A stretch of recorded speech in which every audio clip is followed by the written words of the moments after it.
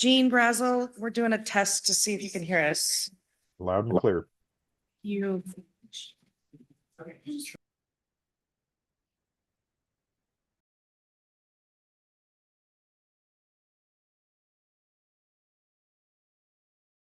Excellent. Welcome, everyone. It is April 21st. Welcome to Lake Stevens City Council special meeting this evening. We are live at the mill and also online on our Zoom channel. We will start this meeting. We'll call it to order. I guess that's what the agenda says. And then we'll start with the Pledge of Allegiance. Please join me. I pledge Allegiance to the flag of the United States of America and to the republic for which it stands, one nation, under God, indivisible, with liberty and justice for all. Thank you. Clerk Schelling, can I get a roll call, please? Absolutely. Councilmember Araya. Here. Councilmember McManus. Present. Councilmember Donahue. Present. Councilmember Shipman. Present. Councilmember Edwards. Present. Councilmember Packard. Here. I'm here also. The special one at the end, Council President Dorstad. Present. Thank you. No worries. I would like to get approval of the agenda. One, just minor change, the discussion items, we're going to swap those. We're going to do discussion item B first, and then we'll do discussion item A. Can I get a motion to approve? I'll make a motion to approve the agenda as written. Second. We have a motion and a second. Any discussion? All those in favor, please say aye. Aye. Any opposed? Thanks. We have an agenda. I'm excited to move into guest business. Tonight, we have our annual Police Department Awards. I'm going to turn the microphone over to Chief Bazziso. Thank you, Mayor Pro Tem. Make sure this is working. Yep, perfect. All right, to start this off tonight, I just want to say this is probably some of your first time doing this. Some of you have done this in the past. This is an honor and a privilege as a leader of the Lake Stevens Police Department to honor the 2025 annual award recipients. Tonight, we have about 5 awards we'll be presenting with my staff, Deputy Chief Dean Thomas and Commander Michael Hengen. When I give him his award, I'll be saying Sergeant. So just up front, I'm going to tell you what I'll be doing. But we're honored and privileged this week to honor these award winners. And next week, we'll present our annual report to you. To start off, we're going to come with the Employee of the Year, who is our CSO, Margaret Cooper. She can come forward. I'm honored to present Margaret Cooper with the Employee of the Year Award. Margaret's positive attitude, adaptability have been invaluable during a year of major transition. Not only has she taken on the park ranger duties, she also helped integrate a second community service officer position for the first time in department history. Margaret played a vital role in creating first ever field training manual for her role and leading training efforts with her professionalism and care. She consistently champions improvements to forms, municipal codes, and internal processes, ensuring our system stays current and effective. Her can-do spirit and willingness to step up makes her a cornerstone of our department's success. I'm honored tonight to present to Margaret Cooper, Employee of the Year for 2025.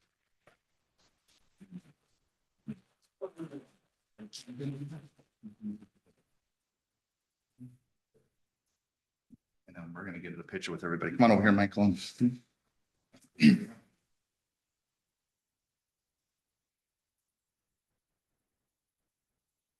Thank you. And now you get to walk.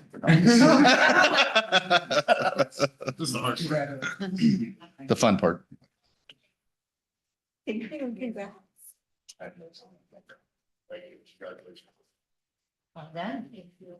Congratulations. The second employee, the Officer of the Year, Kristen Parnell, cannot be here tonight, but I still want to honor her. Kristen Parnell is a detective corporal assigned to the investigations unit. I'm honored to present Kristen with the Officer of the Year Award. In 2025, Kristen demonstrated exceptional skills and leadership by mentoring a new investigator. Thanks to Kristen's mentoring, this new investigator made a significant arrest that led to a lengthy sentence. Also, with information from our priority cyber tip, Kristen swiftly coordinated a complex multi-agency response resulting in the rescue of a young child and the arrest of the predator. Her ICAC colleagues presented her with the Investigator Extraordinaire Award earlier in the year. Kristen's dedication extends beyond her investigative duties. She developed innovative Citizens Academy exercise, leads the Lake Stevens Police Guild, and continues to educate public with her Protect Your Child material, which fosters trust and safety within the community. It's my honor to present Kristen with the 2025 Officer of the Year Award, which I've already done today at the office.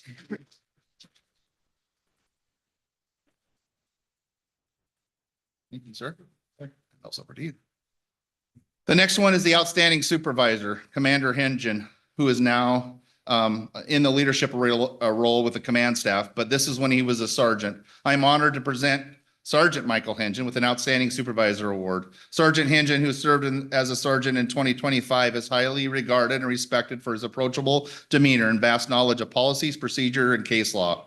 In his role as lead firearms instructor, he strengthened the departments through real-life scenario-based firearms training that improves both skills and confidence. Sergeant Hengen's relentlessness, pursuit of excellence, and his inspiring leadership served an example to all, showcasing the true essence of service and dedication. With that, I present Commander Michael Hengen with the supervisor here.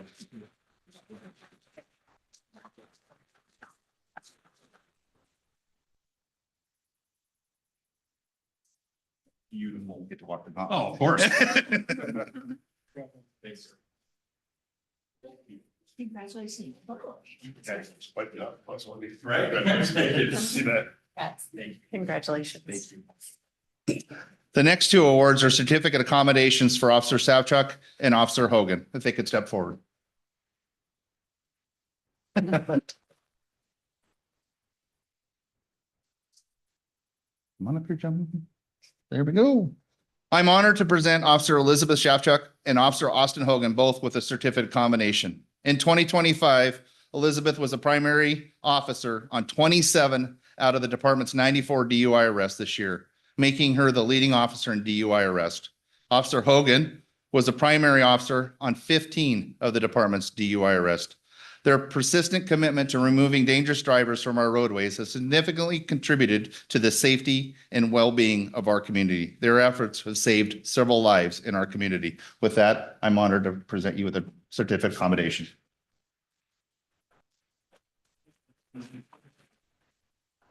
Okay.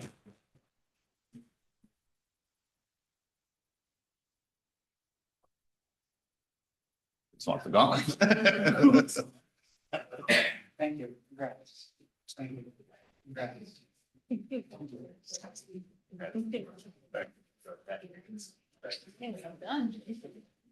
Congratulations. Congratulations.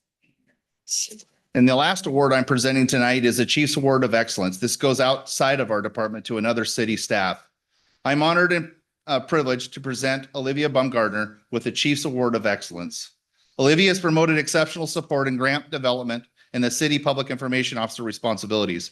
Her efforts have significantly enhanced the department's community outreach through the creation and dissemination of hiring announcements, event notifications, and public engagement materials. Olivia has played a pivotal role in development, writing, and submission of multiple grants on our behalf of the police department. Her work directly contributes to securing funding for the Officer Wellness Program that is demonstrating her commitment to the well-being and advancement of our team. With that, I honor you with the Chief's Excellence Award.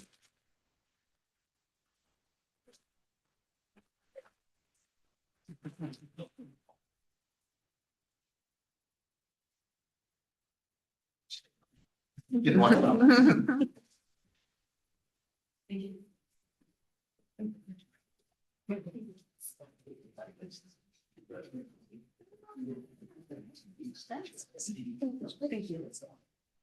I appreciate the time tonight, and next week I'll show you the success of our police department in keeping our community safe as the 10th safest city in 2025 in Lake Stevens. So thank you for your time tonight.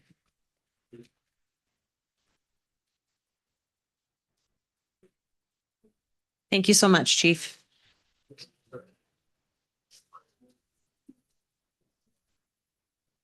Give folks a chance to move out. The next item on our agenda is, oh, I'm sorry, we have citizen comment. For citizen comments, folks have 3 minutes to share any concerns or questions or information they have with city council. We'll start online to see if there's anyone online who would like to participate. Yep, I don't see anybody. So again, if you're online on our Zoom meeting and you'd like to speak to the council, now is your opportunity to raise your digital hand. Nope. All right, and I don't have any green sheets, and now there's only 3 of you left. Anybody here for citizen comment? All right, thank you. We'll move forward. Our action item tonight is the updated organizational chart. I believe Anya is going to be leading the discussion with input from both Director Brazel and Director Halverson.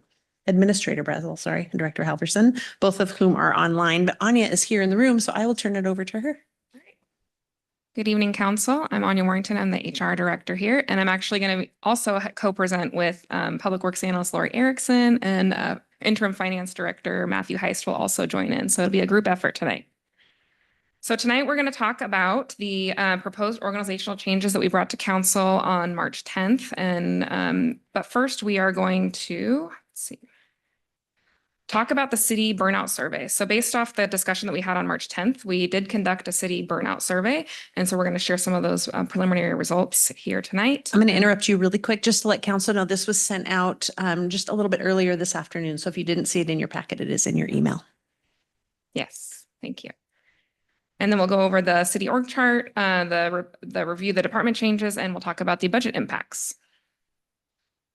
So first, let's talk about the city employee burnout analysis. So we launched a citywide survey on the 19th, and we used a method or an inventory called the Copenhagen Burnout Inventory. This is a internationally recognized burnout survey. It was open source and free. It measures workload impact and includes these 3 dimensions. It looks at personal burnout, work-related burnout, and client burnout.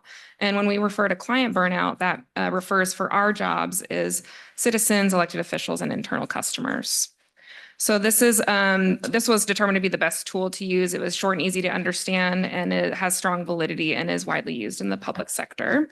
In addition to what I'm going to refer to as the CBI from now on, is we added 2 sections with some open-ended questions as well to talk about workload analysis and to also glean some information on how our exempt employees hours worked and their workload, because we actually don't track hours worked for exempt employees. It's not allowed. And so this was a good process for us to get a pulse on that piece as well. So I'm not going to go through each of these, but just to kind of give you an overview on why organizations should understand and evaluate and look at burnout as a reduction. I'll go over these briefly. Burnout impacts productivity and service quality. It can lead to increased sick days, disengagement. Burnout can drive turnover, and turnover is expensive especially for harder to fill roles like managers and directors. Burnout is actually recognized by the World Health Organization as a syndrome of stress. And so it is, that was interesting facts I was doing some research on about the stressors and from the World Health Organization as well in my research.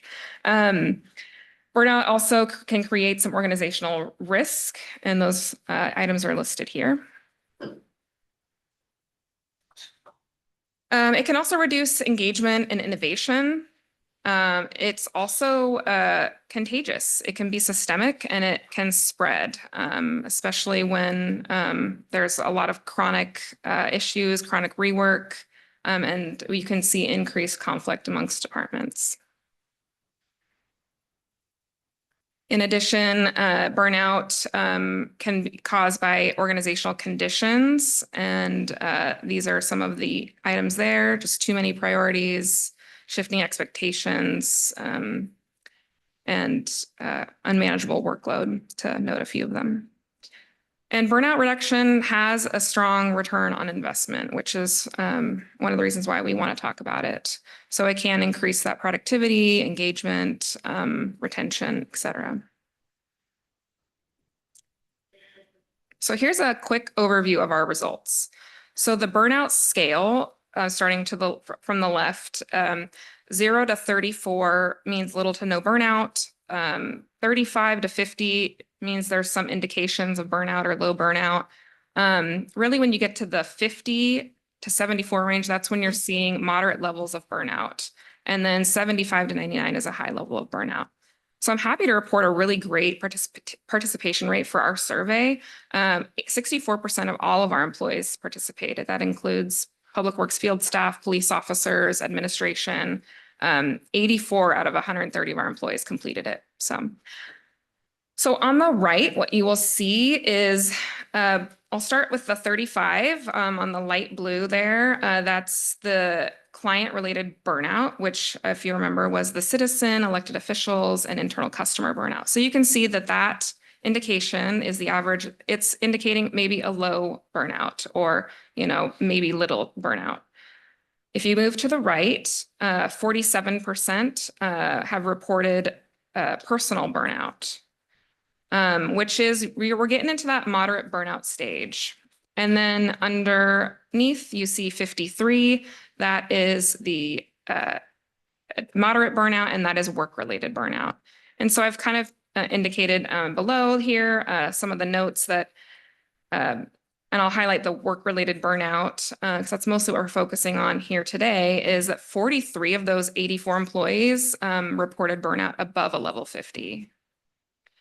And so, and what you're seeing on the 53 up in the blue there is the average. So looking at further insights on this by department, I've highlighted the line, the 50 line, which is what we're looking at and paying more close attention to. You can see the distribution. Workload burnout is actually in the turquoise, so I'll focus on that one. You can see higher levels of burnout in departments like administration, police, and planning and community development reported the highest levels of work-related burnout. And then others, almost all the departments are really at the cusp right there of 50.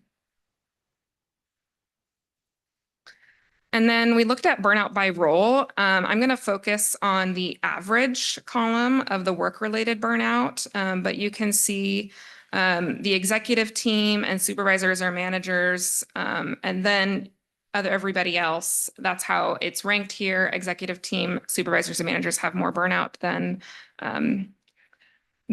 line staff. And then there's that 50 line for your knowledge there. Just let you look at that for just a second. Okay.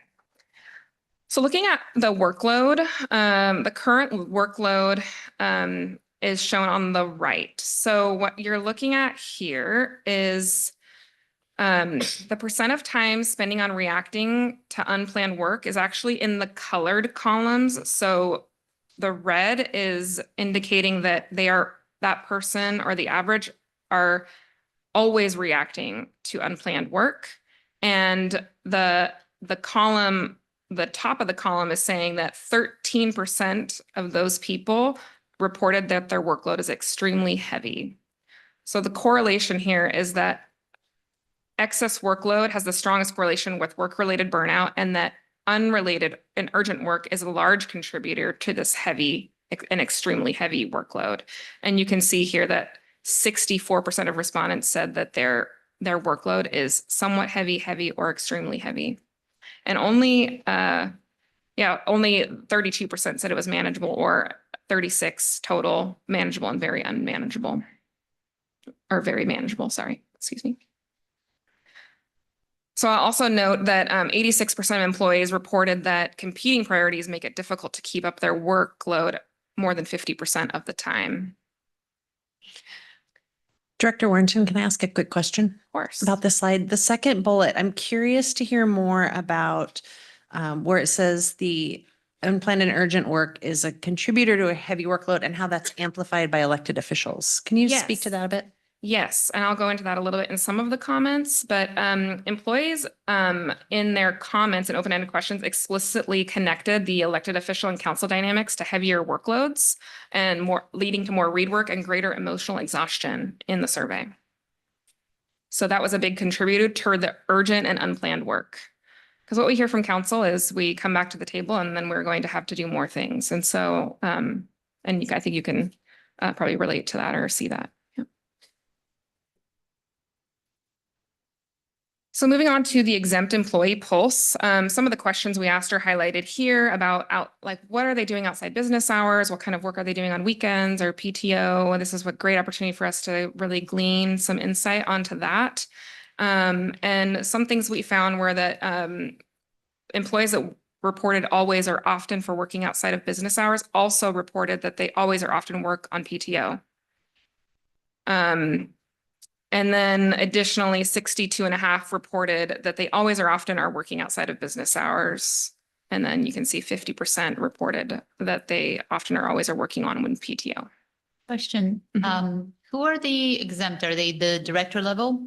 Exempt employees are employees that are not eligible for overtime. And so what that usually means is there is federal guidelines and Washington state guidelines that determine who can be exempt to overtime. And those are mostly your higher paid employees that have a higher level of responsibility of work. So yes, it's mostly supervisors and above. There are a few analysts and planners and engineers that we are also exempt.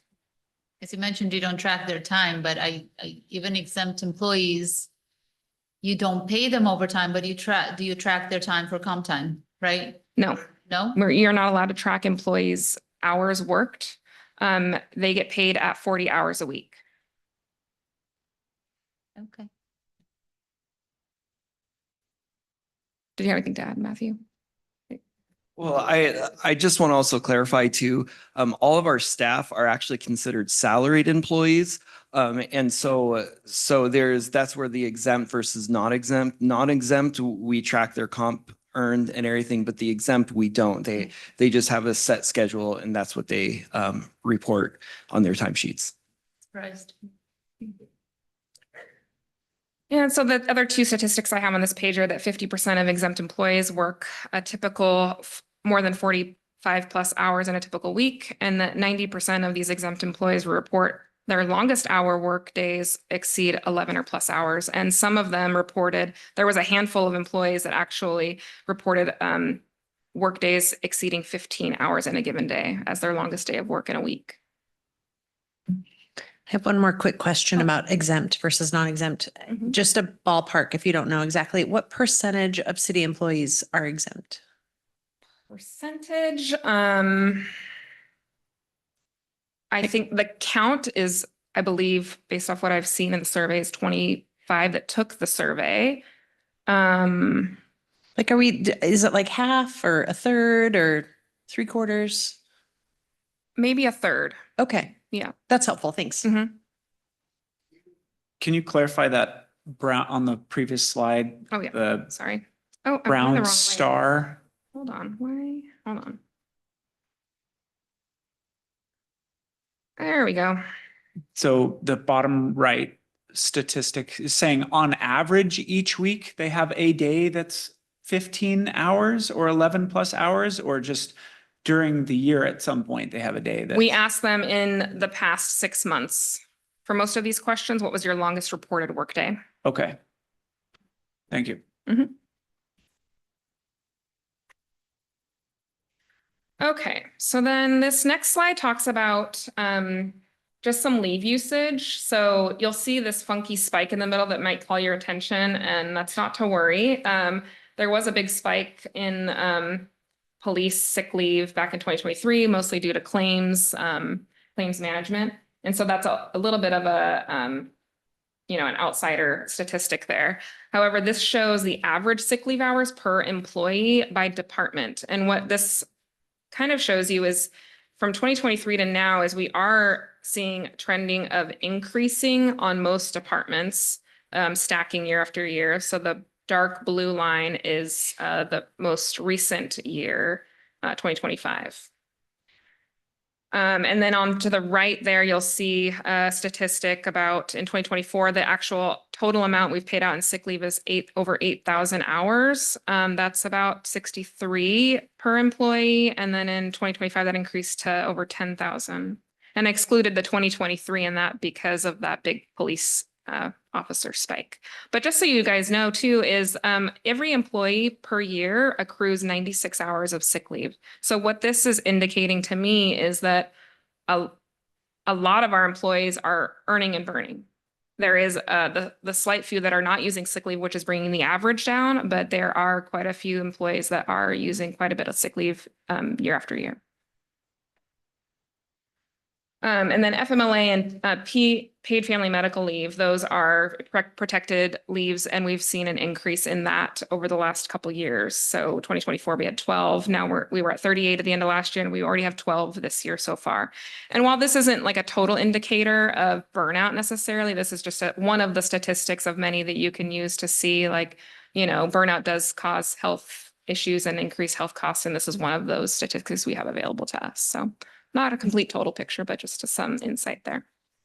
And then I did receive a question from City Council Member McManus before the meeting about overtime costs, which didn't make it onto a slide, but he had asked us to share information on the total overtime paid year to date. And we did run a report.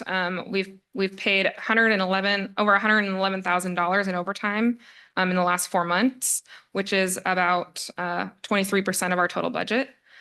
I will say, though, we didn't include this as a key performance indicator of burnout because most of your overtime costs are around police officers and public works crew members, and most of our indicators for overtime or burnout are focused on exempt staff, supervisors, and an executive team, and which don't get overtime.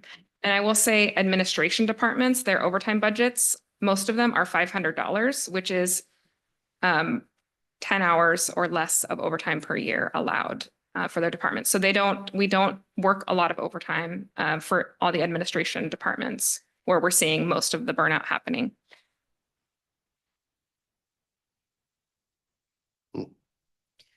So just a quick, so these numbers 1, 2 in the white, I'm not going to go over again. These were at the beginning when I explained to you why we want to pay attention to burnout. And so what I've done in this slide is I want to focus on what the city impact of this burnout is or could be. So I'm just going to go over briefly the impact. So number one, the high burnout can reduce the quality of the service quality, more mistakes happen. This could result in slower permitting, slower public responses, and an increased internal conflict. For turnover, replacing one FTE often costs the city the equivalent of half to a full year salary in lost time. When you think about the overtime it may cost to backfill a position or having to backfill the duties and not getting overtime where other work is not getting done and displacing duties, the cost of onboarding and mentoring a new employee, plus the time to recruit is really significant. So you're talking 3 to 6 months of cost of someone's salary when one person turns over. Like I had mentioned, the World Health Organization recognizes that burnout elevation isn't just a wellness issue anymore. It's actually considered a workplace hazard, which is, our responsibility to monitor and attempt to address it, similar to how we look at physical safety.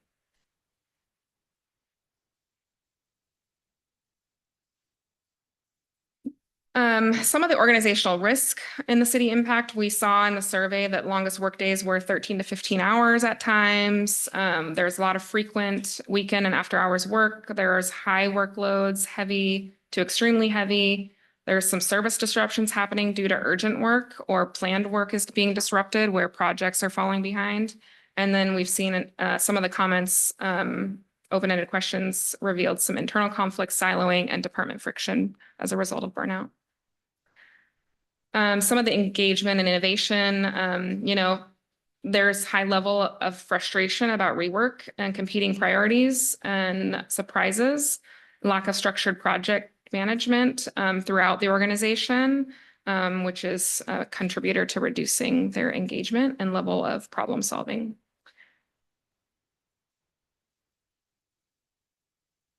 And then the systemic piece, just to highlight, is the executive team does have the highest level of burnout, then managers, supervisors, and managers, as I've already mentioned. And then some of the organizational conditions, here's some of the quotes and some comments about it. The survey identified all 7 of these organizational conditions to the left.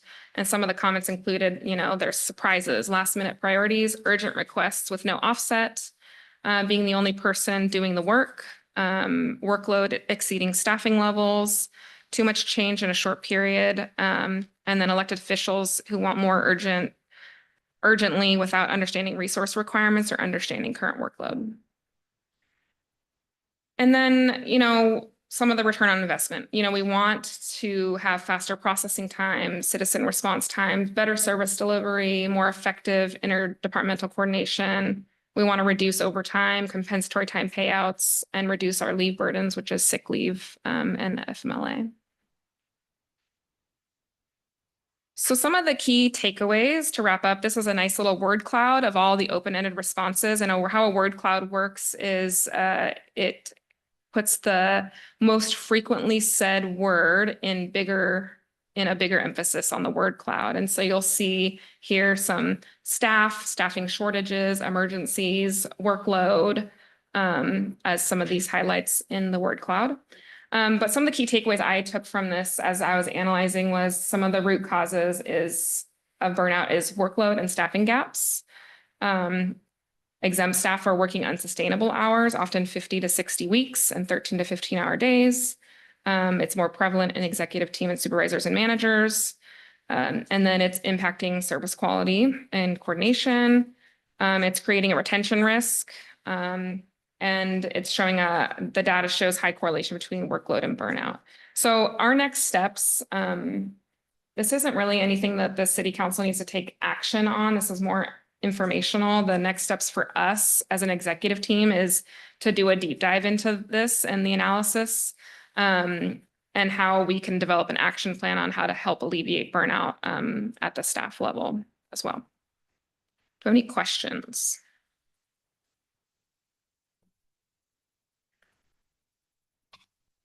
So I guess I'm just trying to understand here the comment you just made about how we don't have to take any action and there's going to be a deep dive and an action plan, but then I've got a proposed org chart in front of me at the tail end of this, which I assumed was related to the presentation we just heard.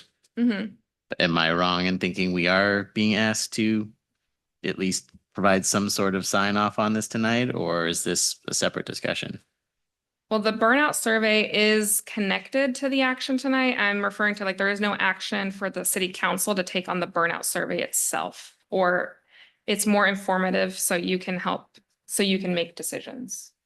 I mean, I guess seeing that there's going to be a deep dive and a developed action plan, I would like to see those before I make any decisions about budget or positions.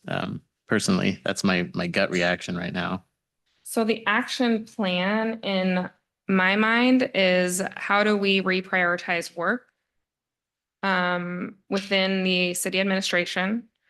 How do we maybe come to city council with any further budget requests in the future? If there are any, I don't know.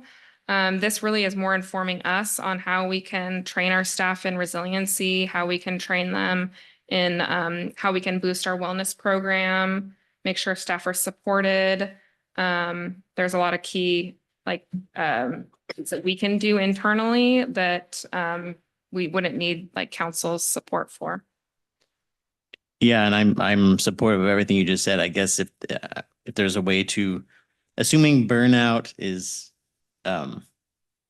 tied to workload, and there's a way we can reduce workload, spread it out, better manage it before adding a head count, I would be inclined to pursue those solutions before we start chipping away at the budget. Yeah, I have a question for you, Anya. Yeah. On the slide that had the circle on burnout and 0 to 34, the different levels of burnout, Mm-hmm. it looks like from the survey you had, we are between low and barely moderate burnout based on the responses from the talking. If I'm reading this right, that's what we're talking about, 57, 53, 47, 35. I know those are averages, but averages are what we go with, right? But then when we get down further in the presentation, everything is based on a high level of burnout. Where do you see the high level of burnout? Understanding the impact of burnout on our city services, city impact, high burnout equals. I don't see lower moderate burnout equals. And it may be just picking straws here, but having been this at a corporate level outside of public service, this would be a pretty good scorecard for a lot of organizations. I'm just being candid, right? And I think if we're asking for more headcount and more money to rectify this, I go back to what you were talking about earlier, it was $111,000 in overtime spent. And it's my understanding none of that went to an exempt employee. Is that correct? Can you repeat that? Yeah, the $111,000 of overtime year to date was spent, but none of that went to an exempt employee. That was all Public Works, Parks and Rec, I imagine, or? Correct. Exempt employees do not get overtime. Okay, so it looks like we've got a ton of overtime. Maybe we need more headcount in the trades than we do in City Hall management is my question based on this result. So that's why we were trying to show also the exempt hours worked. We were seeing actually more exempt employees work more hours and they're not getting compensated because the workload we're seeing is higher level. Okay. And so and to answer your first question or comment about the work, the burnout, the level of burnout for the organization, yes, the key indicators on the very first slide is citywide, and it does show moderate burnout for the entire organization for work-related burnout, which was over 50. Okay. Well, I mean, one of the things we're looking at here is potentially increasing the budget, right? And there's a lot of unknowns that are coming up in the future. Are we going to win the fight with the sewer commission? Are we going to have to bring all their employees over? Does that make some of these requests redundant? Is that going to lower our staff a little bit? So we have to really think this through because essentially what we're going to ask is the citizens to pay more when you can't throw a rock from here and not hit a house where probably both folks are working, if not one, two jobs to stay ahead. And we're getting pilly with salaries. I'm assuming in the salary bands for their positions compared to other cities. That's usually the survey we see after something like that. So that being the case, do we really have an issue? Would this be more of a smoke before there's fire type of a situation? I would say this is, I wouldn't say this is alarming either. I say it's moderate burnout. I think it's something we need to gauge and we need to start reducing it. I'm not saying this is, compared to any other organization, much worse. That's not what we're trying to say here. This is just a pulse for us to understand that there is burnout occurring throughout the organization. It's targeted at certain levels and it's tied to urgent work and heavy workloads at the exempt level is an executive team and supervisors and managers. But you are asking for an increased headcount under the current org chart, correct? We are not, actually. We are not asking for an increased headcount. We are asking for a restructure of the current FTE count. With no impact on budget? We will get to that slide at the very end. Yeah. Okay, thank you. Yeah, no Could problem. I get a clarification? And then I had a question. So when you were talking about overtime, if I understood correctly, it's basically Public Works and the police department, correct? Yes. Okay, so we know our police department's been understaffed for a long time, like pretty much everywhere else. So that's obviously going to play into overtime and burnout. And I feel our department is doing everything possible to mitigate that. Public Works, you look at the storms we've had and the cleanup crews. Again, I don't think these are things that you can sit behind a desk and mitigate. These are real life situations. These are jobs that unfortunately are on demand a lot. We certainly should be showing our appreciation and showing our support. But those two particular, like I said, our police department, we've been trying for a long time to hire and do whatever we can to support them. And we had all these storms this year, so it doesn't surprise me Public Works had overtime as well. And as far as, managers and department heads and those that are working over 40 hours a week and not getting compensated, what is the salary range? The annual salary range for those employees? Yeah, I would say, they are getting compensated at a higher rate, but they're not getting compensated for work outside of 40 hours a week. Right. And so again, that's why I'm wondering, what is the salary range that we're talking about? Because I know a lot of people that have higher salaries, definitely work over 40 hours a week. That's why they're salaried, right? Yep. So I'm just wondering, what is the salary range of the employees we're talking about? I think that's an important question. Mhm. I don't have that in front of me, but it is the higher ranges that we have for the city. You're You not don't have correct. a ballpark of that? I can get one. I don't have the range list off the top of my head. Matthew maybe can. Is the, I mean, we got something this week about the finance director ranges. I mean, that would be representative, the data that's in there. Is that fair?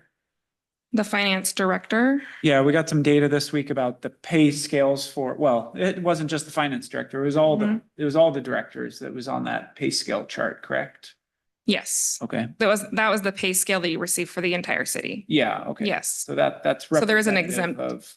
of the managers and executives are Yep, they were all captured listed under that on there. document. Yes, that was shared previously. It's listed on the second page, and I think So it's just part of this meeting. I would like that stated. it's what? Could we have that stated as part of this meeting? Because not everyone has access to the packet that may be watching online.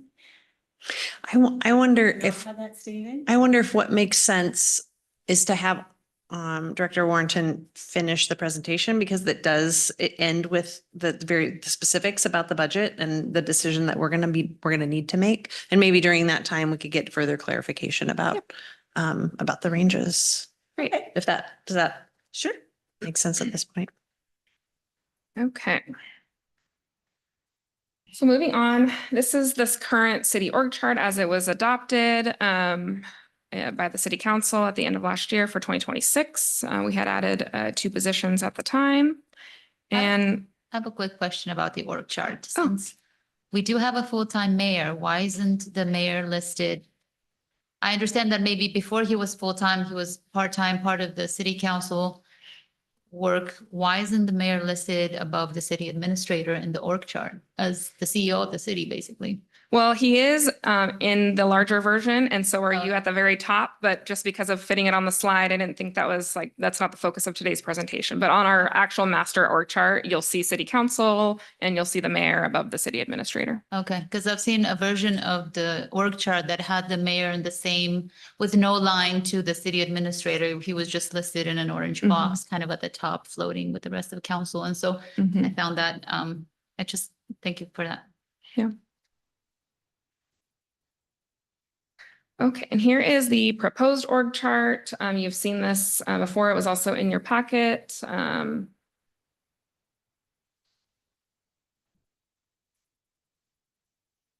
then I am going to hand it over to Public Works Analyst Lori Erickson.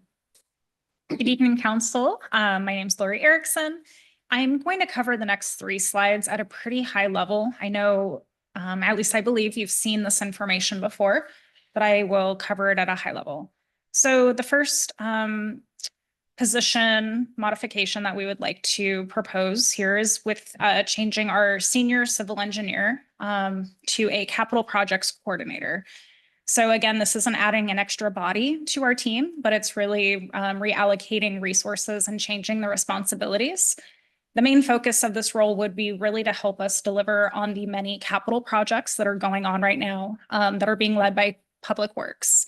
I think the only other thing I'll add to that at the moment is we have 7 capital projects right now that are going to construction this year, which is a lot. And our team is very strapped for time and resources on trying to get those projects delivered. We also have other projects that are underway in other phases of the capital phase life cycle. So we have some that are in design and then things that are between design and construction as well. So a few opportunities as far as making this change would include 3 FTEs dedicated to capital project delivery in a single division. There's going to be salary benefits that Anya will cover here in a few slides. And also, we want to keep leveraging the centralized capital project delivery.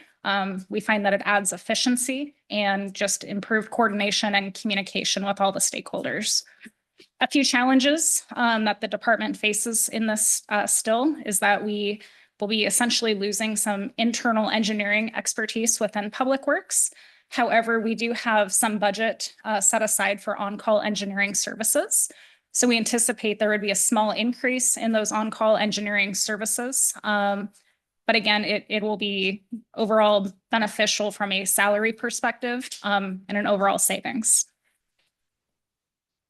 Oh, slide. The next position that we want to change around is changing out the city engineer position and changing it into a deputy public works director.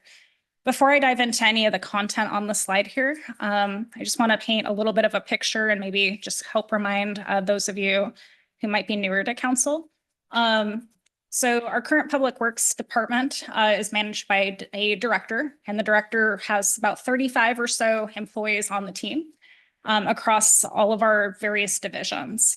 The annual budget for public works ranges, depending on the year, from about 13 million to about 15 million. So as you can imagine, there's a large span of teams and activities and people to be managing. And right now, all of that rolls up to just one director.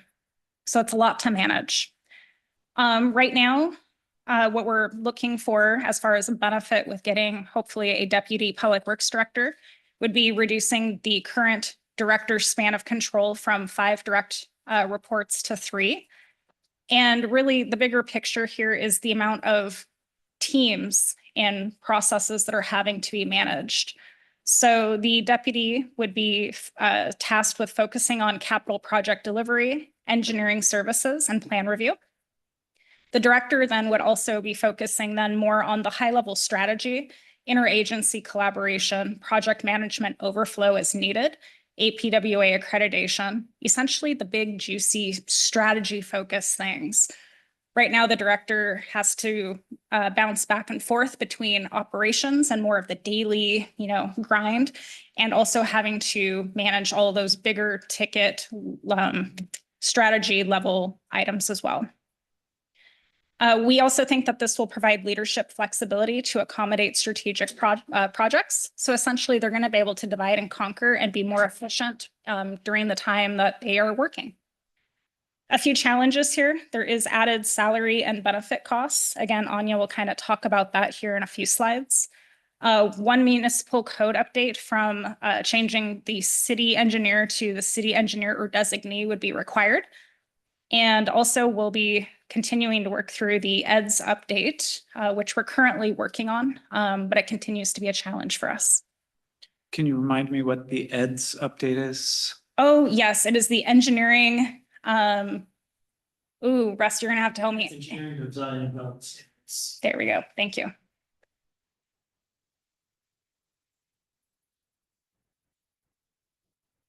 All right, and then this is a summary of the changes. So opportunities, 3 FTEs dedicated to capital project delivery.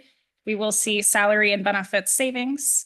We're anticipating improved interagency collaboration, especially with all these large capital projects we have going on. Added flexibility in city leadership to accommodate strategic projects and supporting the strategic staffing plan and succession planning. And then again, our main concern here is we'll be losing an engineer, but we have a plan to mitigate that with the use of our on-call contracts. All right, and then I think this is meant to be kind of a transition to talk a little bit about a possible change with my role as the public works analyst. So my role, in case if you don't know, I'm kind of like a matrixed employee. So I spend a good portion of my time in my home and apartment.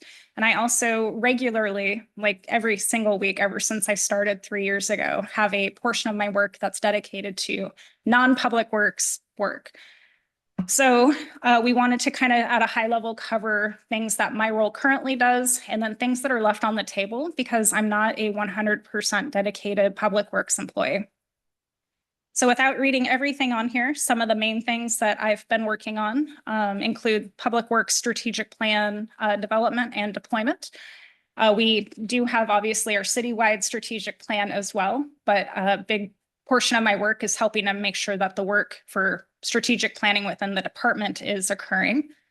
I am also the WEX and Fuel Master business processes administrator. As what that means, it's our fuel card program. So there's multiple programs or systems we have to use to manage our fuel consumption across the city. And that's something that takes a surprisingly large amount of my time periodically throughout the year.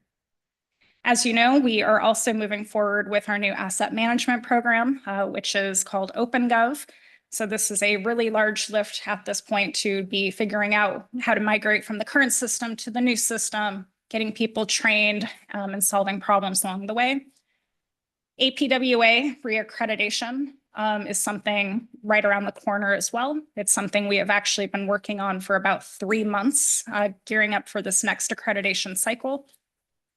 There's various analyses I have to, keep up with, including analyzing our fleet, helping to decide which vehicles to surplus, which ones we should acquire, so on and so forth. I also monitor the city's energy consumption for all of our facilities.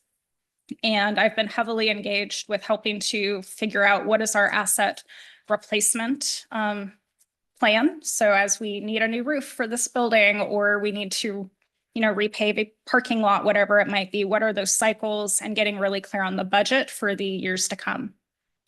A couple of other things I help with include contracting and procurement. I do a lot of various special projects, and I've been heavily involved with policy development and training. There's also some really big ticket items that you'll see there on the right side that have been on my work plan for 2 years, and they inevitably get bumped by unplanned work or urgent work or things that just have to get done because there's no one else in the city who is either able to take it on and or has capacity to do so. So we have plans for Public Works to do improvement for our procurement processes, making it easier for people to buy and procure the things that we need. Obviously, the sewer district is something on everyone's mind. I'm one of the facilitators for helping to make sure that integration happens as smoothly as possible. Public Works website improvements, there's lots to do there. Budget improvements, capital project support, and then being able to build dashboards and help with actual technical assistance to our teams. So all those things on the right are either things that are new and or have been on hold for one reason or another. On average, as the Public Works analyst, I work 70%, sometimes 80% in Public Works on any given pay period, meaning that the remaining 20 to 30% is spent on non-Public Works work.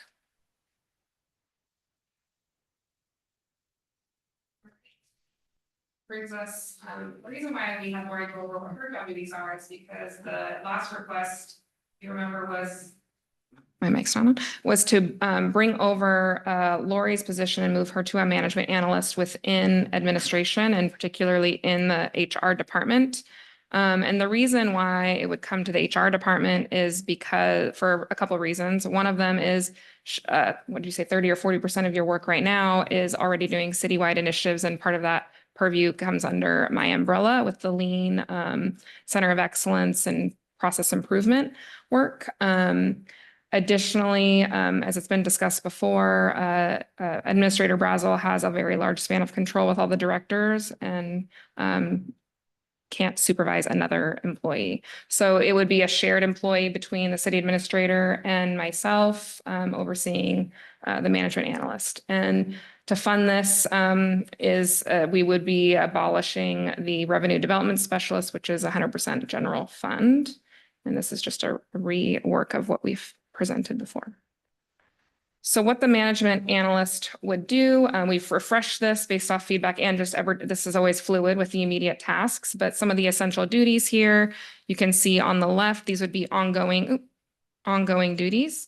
So this would be leading the city strategic planning implementation, supporting policy development, compliance, and training. They would be also managing complex cross-departmental projects and helping prioritize projects. As stated, they would continue being the process owner for our lean and continuous improvement efforts and initiatives, and work on other initiatives that are connected to our strategic plan, including Wellness 360 and sustainability, which are in our plan.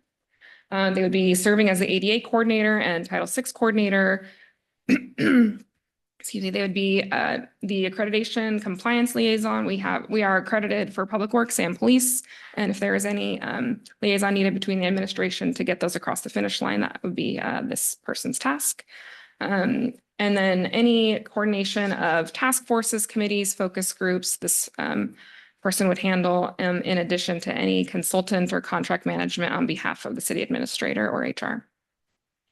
Some of the immediate tasks we've identified is we need to do more strategic plan rollout with the city council. We need to coordinate some new civic campus committees. We are working on that throughout this year. Commercial property management liaison. We are also looking at ERP solutions, similar to what we did with the asset management, exploring new finance and HR solutions for technology. They would be supporting higher level analysis work in HR and systems, which we currently don't have a gap in now. And this person also handles some executive staff retreats and training, which we have some planned. And to kind of show you that some of this in some workload leveling here, here's some of the existing tasks and where they currently lie. And then what percentage of the time would be spent on that. So it would be alleviating work from the risk manager, the capital projects manager, some off of joint effort between finance and public works and planning admin for property management. And then the public works analyst, which would be backfilled, would be no longer be working on the citywide initiatives. And then some work from the deputy clerk's office and others. And then you can see some of the new and upcoming projects, how we've kind of slated and estimated that work as well. Question. Yes. The revenue development specialist position that is vacant and will be removed from the org chart. What is the top pay for that versus the management analyst top pay? What is the pay differential between those two positions? I'd have to look that up. Just give us a second. We can. And actually on that point, I'm not seeing that. It's entirely possible I'm missing it here, but I'm not seeing the revenue development specialist on the current org chart. Can you remind me where that falls again? It's under parks. Parks. Okay. Got it. Okay, thank you. So while Matthew is looking that up, we'll just a second and we'll talk about budget impacts. Oh, I have another question. The pending retitle, what is the new title? For the HR director. We haven't landed on one yet, depending on what's going to happen. And it's potentially people and performance. Some of the ideas we've had, strategy is also maybe included in that. We're trying to get away from the human resources to make sure that all the divisions of the department feel included, including risk and emergency management. Still a director level position? Yes.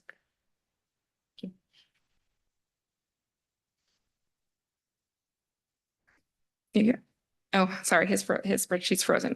You can take over and then I can help look that up. I just want to point out this slide in particular, I think is probably the most helpful I've seen so far. I think being able to see concretely, even if it is just an estimate, how one position could alleviate sort of the burden or the weight in other areas, for me is really helpful to then justify making some of these budget decisions, especially given the information that you've already provided. So I just want to say that out loud. This slide is meaningful to me in this discussion.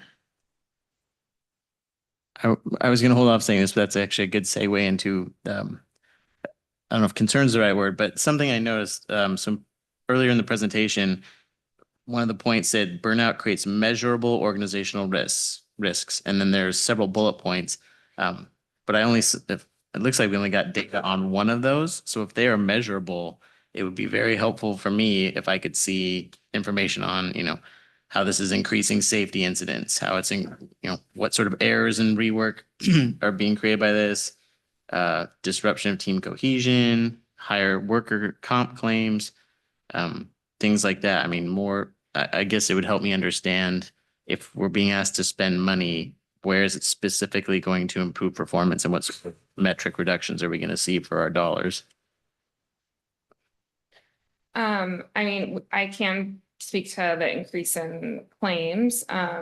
We have an increase in claims. I chart measurable data for rework, and things we would have to gather from each department. But it's not, impossible. So we have to go back to and ask these questions. Well, in order to try and avoid a self-fulfilling prophecy here and creating even more work, ultimately what I'd be interested in is how these specific positions we're talking about on the revised org chart would bring down those specific metrics. So I wouldn't want to just see, we had 10 items that had to be reworked. It would be, okay, we had 10, but if we have this position filled, we would expect that to drop to 2 based on, whatever source. So something like that would be helpful for me personally. Well, I will say that most of these existing tasks that you're workload leveling from are exempt level positions that you're now workload leveling, which you're seeing in the burnout survey, that those were the most affected positions. I guess one other thing I thought about was looking at this. I mean, if we're talking about burnout, I noticed the police department was pretty high on that. And maybe it's because we have talked about it quite a bit in the past, but it did strike me that there's nothing on this org chart or nothing, I guess, proposed in general to try and reduce that. I would think if there's a place where we need to look at burnout, the police department would be one of the first things that comes to my mind, not to mitigate the experiences of other employees, but I feel like the consequences there for compromised decision-making are a bit more severe. So I'd be curious either now, if or in the future as to why we're not looking at ways we might be able to, if we're talking budget, make those positions more attractive or balance the workload there. So we do have 4 current police officer vacancies that we're actively working on recruiting. And I think we actually have some good prospects in the backgrounding phases of that. And so that should help. Okay. And like I mentioned, the executive team hasn't had a chance to look at this burnout survey in deep level to develop further action plans besides staffing. And so this was based off a request from you, Councilmember Donahue, about workload statistics and burnout. Thank you. And so I hope that kind of answers your question, but I agree, we want to look at each department and the effects of the work-related burnout and see how we can help that. But I do know that vacancies in the police department are higher than any other department right now. So that could be a contributor. Thank you. And don't we have officers lined up to retire, which are going to increase those vacancies and then increase the workload and burden and stress for our officers? Potentially. I mean, there's always potential that anyone can leave at any point of time. No, I'm just talking like Yes. specifically at previous meetings, it's been brought up more than once that we have a fairly significant percentage of our officers that are getting close to retirement. Yes. I think they're eligible. It's just not, we don't know when. Yeah. Yes, I have- so, go ahead, Sabina. I was gonna say, I found the email that you sent and it answered my question on the top for the position. So if I'm not mistaken, the revenue development specialist, top pay is 115. Public works, if it's the same as the management, is 131. So not, I guess the difference wasn't. They're comparable in my view. I was curious on that. So thank you. Yes. Yeah. One. Thank you. So, hey, Anya, I just want to make sure I got these things right. So these positions that we're talking about, the reorg we're talking about is mostly exempt or all exempt staff, correct? All these proposed changes to the org chart? There is, the capital projects coordinator would be non-exempt. And the deputy director and the management analyst are exempt. Okay. But we're not paying overtime to those, but we're worried because we have low to moderate and moderate burnout. We're spending over 111,000 year to date OT and our, I would call them frontline departments, police department, public works. They're cited in the survey as burnout, which kind of makes sense if you're digging a ditch 8 feet down, tired of doing it. So for me, it looks like between our police department and our frontline workers is where we're eating into our budget with overtime dollars. And we have low to moderate burnout we're trying to address with staff and try to level that up to see some gains on paper, but these would be actual gains if we could reduce overtime costs for public works and police department, correct? So I think that with the vacancies that you have right now in both public works and police are contributors to the overtime. But the request wasn't originating from the burnout survey. So this was a supplemental like information that the council requested at the March meeting. But all employees were surveyed, correct? And 84 Yes. responded. So it did bring them into this conversation. Correct. Okay. However, the request is coming from mostly workload drivers, initiatives, workload leveling. Okay. And, personally, I think when we look at positions open, not filled, we're saving money that we need to save to get our budget under control. Number one, right? So I don't really buy into that argument of what if we were fully staffed of tomorrow, we'd be way over budget, right? With some of these proposed changes and existing salaries and stuff. So just have to be careful with that. I realize there's carryover, but. Well, we wouldn't be over budget if we were fully staffed. We would be within our budget because we don't go over our approved budget for staffing when we're fully staffed. And then same thing with overtime. Overtime is also budgeted and we are trending to stay under our overtime budget currently. Okay, then we should probably stop saying we're saving money on unfilled positions and kill that argument altogether.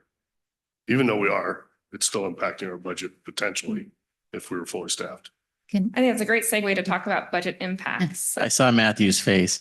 May I ask a question before we move to that? I'm noticing on the proposed org chart, there's an asterisk and a deputy city administrator needed note on that chart, and I would like more information on that, please. Yes, I will start that. City Administrator Brazel has mentioned this a few times that this is a need and a want. It's just not part of a formal request at this point. And so we put it on there as a reminder to council that the conversation is continuing and that you could expect to see a request for that probably in the next budget cycle. And City Administrator Brazel, if you want to pipe in here. Yeah, good evening, council. I appreciate the question. I've asked for this for several years. We've discussed it during the budget cycle and we haven't been able to afford it. But my span of control is 8 people currently.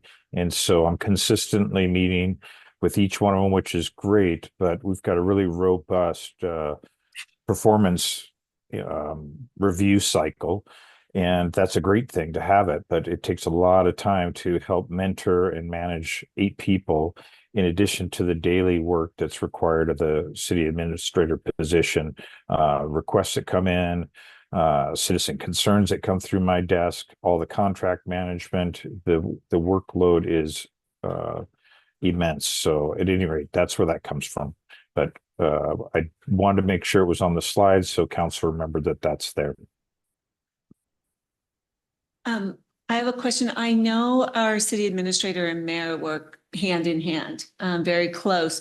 With a new mayor coming on board, is that something as far as we're talking about shifting responsibilities that could be discussed with a new mayor if our new mayor doesn't travel as much as our previous mayor did, or something like that, so that we're not adding another position to our city, but again, reallocating responsibilities? Again, the full-time mayor role is different than the city administrator role. I'm responsible solely for the management of all the staff on a daily basis and making sure the operations move forward and that we're in compliance with all rules and laws and regulations that are out there. The full-time mayor position, again, is about attending the regional meetings, being the face in front of our legislators, bringing in that notoriety that we need for the community in order to receive grant funds and be at the table when new legislation is being proposed. The full-time mayor is there representing the city's interests, not the city administrator. Thank you. I would make a note to that configuration in some other jurisdictions is a bit different to where the mayor has some direct reports other than one person. So I would make that note. I would concur with that. Yeah. Anyway, I Thank you for don't- clarifying. Yeah, I don't doubt that Gene needs some help. It's just where does that come from? Yeah. Okay, we're gonna move on to budget impact. So I'm gonna hand it over to interim finance director Matthew Heist. All right, thank you, council. Yeah, so I'm just wanting here just to here we have this slide that just shows the top one as we said is if we had a fully loaded staff right here, this is what the budget impact would potentially be right here. Specifically, we do. I know there's been concerns with the general fund and with the street funds, and you do see that overall it would be so the negative numbers would be meaning that there's less expenses to that fund right there, which is what we want. And so those are the ones that we see right there. That's fully loaded, and so overall that would be. We were saying is a $25,000 increase total over everything there. But as we'll see in a couple slides, I think as well, you'll see that the reality of it is that our 2026 year-end salary budget savings projections. These are, as you see, our budget. When we create what you see, we have our forecasts, what our expenses are and what our revenues are. And those are all forecasted based, and our budget is used as based off of those forecasted items. So when we do have salary savings, you do see that and when we don't hire somebody, that is actually actively reducing what we are going to be spending throughout the year. So that is money that we are actually saving because what we anticipate on spending, we won't be spending. So right there, as you can see, is that these projections show right now with the positions we have not filled, positions that we are putting on hold for the remainder for whatever time. Even the police officers, looking at those ones where they haven't been hired yet. We do have ones that are in the queue, and hopefully we'll be hiring them soon. But we do see savings when we don't hire them. When we anticipated on hiring them. So that budget impact, as you see, is for the general fund, essentially for most of those funds. Right now, our forecasted is that we would have that our salary savings would decrease throughout all the funds based off of everything that's been going on. And then the only one is you see a negligible amount increase in the rental properties right now as well. Another thing too is that with a couple of these positions is that you see that noted says anticipated 213,000 annually will be charged back to the TBP, the Transportation Benefit Program there.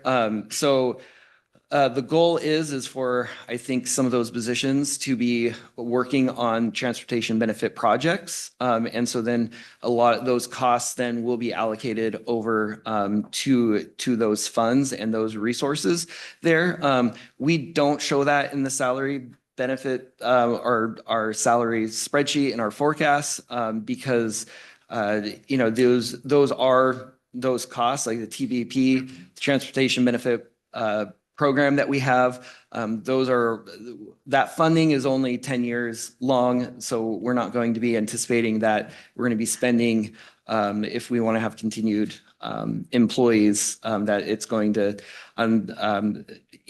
past those 10 years. We want to have a plan to make sure that we can cover them when we have that. So anyways, but with that, that's why you see that note right there is that there are funds that will absorb some of these costs as well because they'll be working with those as well on certain projects. Hey, Matt, yeah, I'm sure we probably go through the same dance every year with how much money we're saving on open positions.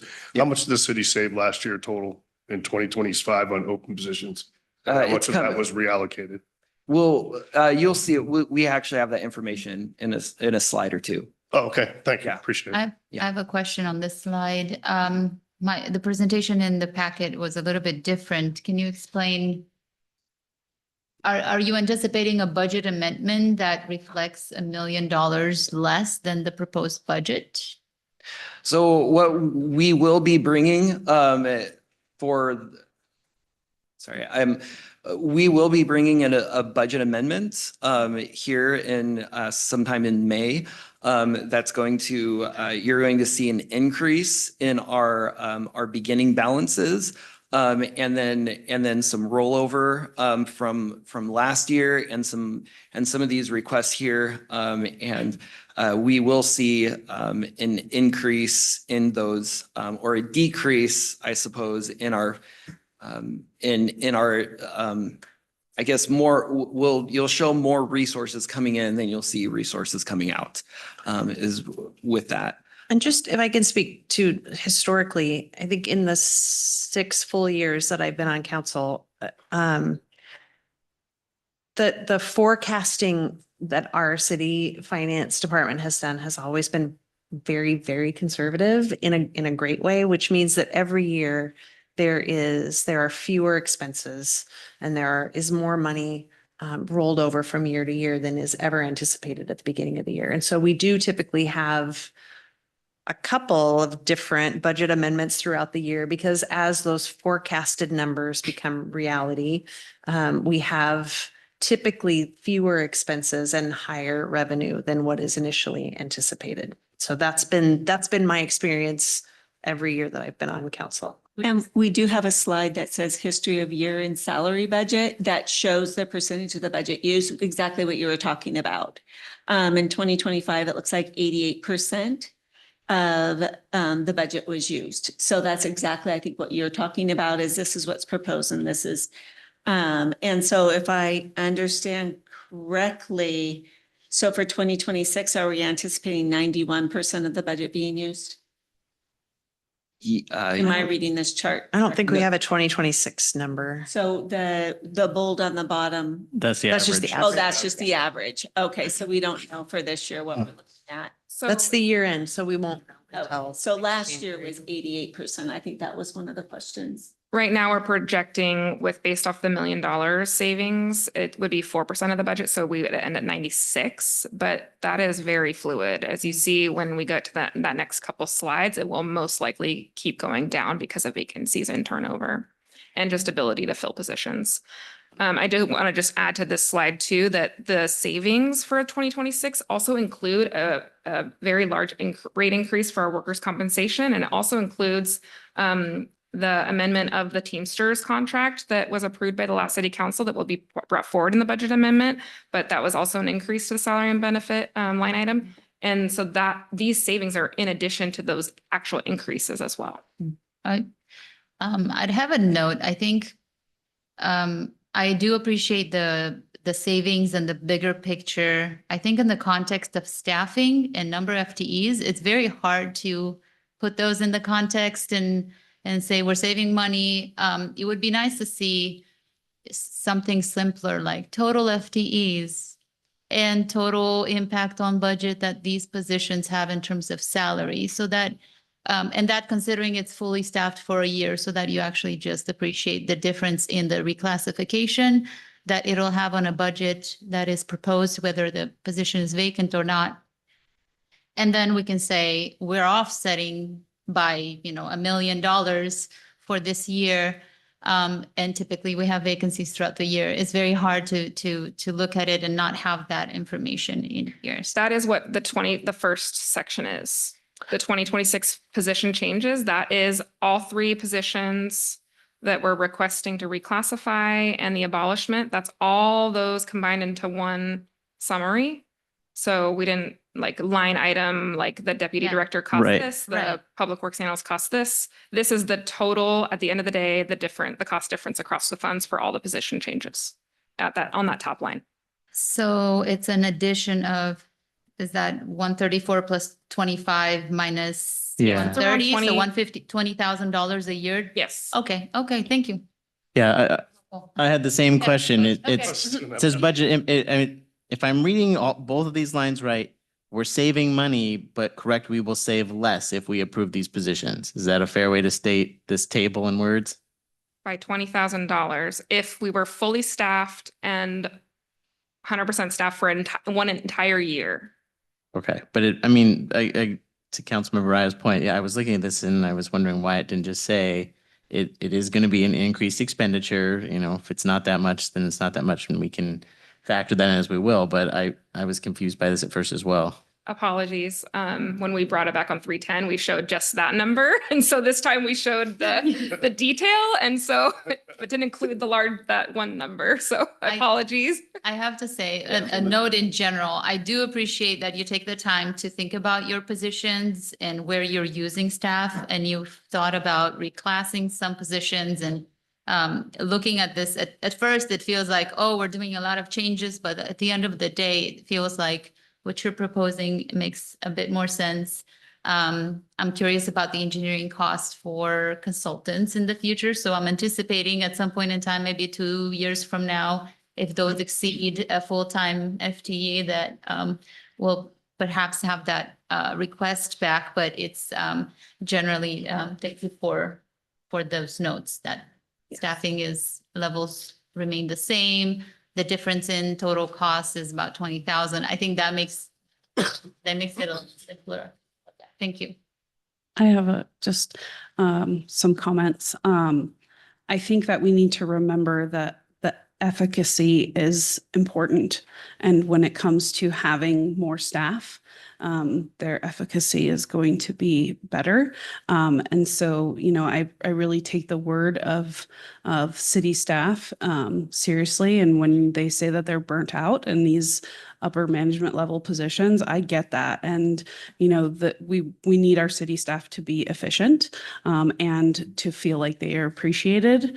And I think that by making this what we now see as a pretty small budget adjustment for these extra positions, seems like it would pay us back in the long run. So I think that this is something that we should definitely consider. I just have 2 more slides just to brief the council on. This was what we went over at the last meeting on 310, and I had read this list to you. These are the vacancies of all the positions and the projected or the actual hire date if it's already in the past, and which was accumulated on that previous slide for that $1 million of savings. So this is just that snapshot so you could actually visually see it. And then I will pass it over. Matthew, we talked a little bit about this, but this is the history of the year-end salary budget. Yeah, and as you can see, I think it's just, hopefully it's pretty self-explanatory. As you see, as when we do our budget too, one of the things I want to mention is we start this in, you know, July, August. Well, pretty much we're already starting to think about budget. When we prepare the budget and get it to bring to you guys, you know, this is done in October. So, you know, you have 2.5 months of activity that's taking place as well. So a lot can happen in that 2.5 months that, you know, some vacancies or things like that end up happening. And so, you know, we try to be as accurate as possible when putting together our salaries. But as you can see that just because of vacancies that we've never, and just things going out throughout the year, that we do average about only spending about 91% of our salary budget. So from 2019 through 2025. So. Matthew, I don't know if you have this available. It would be useful to see what the salary budget, the raw figure was for each year, because as a percentage, if we're able to increase the salary budget every year, that also makes it easier to maintain a fairly consistent percentage of budget used, right? I mean, am I doing simple math correctly? Well, yeah, I mean, there's typically COLAs that happen with it. I'm talking about the allotted budget. If that number keeps going up, then if you say on average we only use 91%, the expenses can still keep climbing while that percentage stays relatively stable, correct?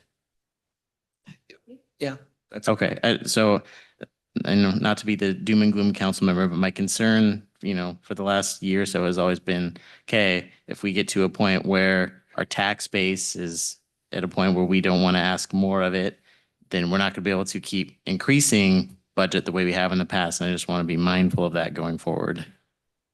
And then if I'm understanding this correctly, and so I guess what I'm wondering, so on the budget impact page where the general fund is 4% of total salary budget, is that with the new changes or is that as the chart is now? That's with the new changes? No, that's predicted with the new changes. Okay, so this year, last year we used 88% of the budget. And so this year we're looking at using 96% of the budget if this was approved? Correct. Okay. And like Anya had said too, we still got a lot of time this year. So that percentage will most likely continue just to go down as just for whether we can hire, just depending on the hiring of people and things like that. We just don't know and maybe people leaving others. And so more vacancies coming up. Like you said that there's talking about the police department, right? Like if they decide to retire, that those become vacancies as well. So I guess I would just say that I think what we've learned today, and staff did a great job putting this together because it's much more understandable now than it was when you guys first rolled it to us a few weeks ago. So I don't disagree with any of this, but my caveat would be that we are still spending a lot of overtime. We have police officers sometimes on their own patrolling our cities, depending on the situation that particular evening. I would like to see as much effort looked at for our frontline employees and our police department in particular at some sort of a recovery to get them whole and get them up to staff as much as we've invested in trying to get our org chart right for city staff. For me, that would be the priority. I'd like to see us prioritize that. Can I ask one more clarifying question? You have on, it says minimal increase in on-call engineering services, so that consulting that will be needed. Is that part of the 25K, or we're looking at the 25K plus the additional consulting fees that'll be needed for the on-call engineering services? The 25K is specific just to salaries. Okay, so what does minimal increase mean? Is that $2,000? Is that $50,000? What is minimal? I think that's a good question. I don't have an exact estimate for you. Ballpark? But it really depends on what's going on with projects, if I'm being perfectly honest, and it depends on the phase of the project as well. So reasons we might initiate like a task with one of our on-call engineers might be that we need to have a space like analyzed, or we need mechanical engineering services, or we need something to be compared and contrasted so we can present it to council and have a policy level decision made on a capital project. So it really depends. The point I think we were trying to make there is, while we will be having salary savings because we won't have that expertise in-house, the difference is that we would go out and get that expertise as needed. Typically, having consultants do little pieces of projects tends to be more efficient than having that level of expertise on staff all the time. Would you imagine that when you come to us with the actual budget amendment, that budget amendment would include an estimate of that cost as well? Or no, that wouldn't be included? That what would be included is the costs that we know. The only time we'd bring that is that if we needed additional budgets for that. And right now I don't think that's, I can't speak to it. I'm still putting together that, but Sure. At this point, I don't think there's been any requests to increase due to this. So there is already a line item that speaks to consultants needed. What I hear you saying is you don't anticipate the costs exceeding what's already been budgeted. It just may be larger than it would have been had we had that expertise in-house. Is that accurate? Yes, and when I pressure tested this with Director Halverson, when I asked these questions about, is this going to increase the consulting costs if we get rid of a city engineer? And we had this conversation, he was of the mindset that it would not, and it would be, it would be minimal, which I think when he says minimal, it's a conservative. He was fairly confident that he was going to accomplish the consulting costs within his current budget. Okay, so that's helpful. Thank you. Yes, that is helpful. Thank you. And then the other overtime, we've talked about our officers and, our efforts to hire more. The other overtime that was discussed was Public Works is the other big chunk of overtime, if I remember correctly. And it looks like our vacancies to fill are a public work analyst and deputy director. So with our ongoing hiring, is that going to really help with the overtime? Like, do we need more people out in the field? Because maybe I'm making the wrong assumption that the overtime with public work are hourly staff. Mhm. So the overtime cost breakdown, 86,000 of that 111 was police.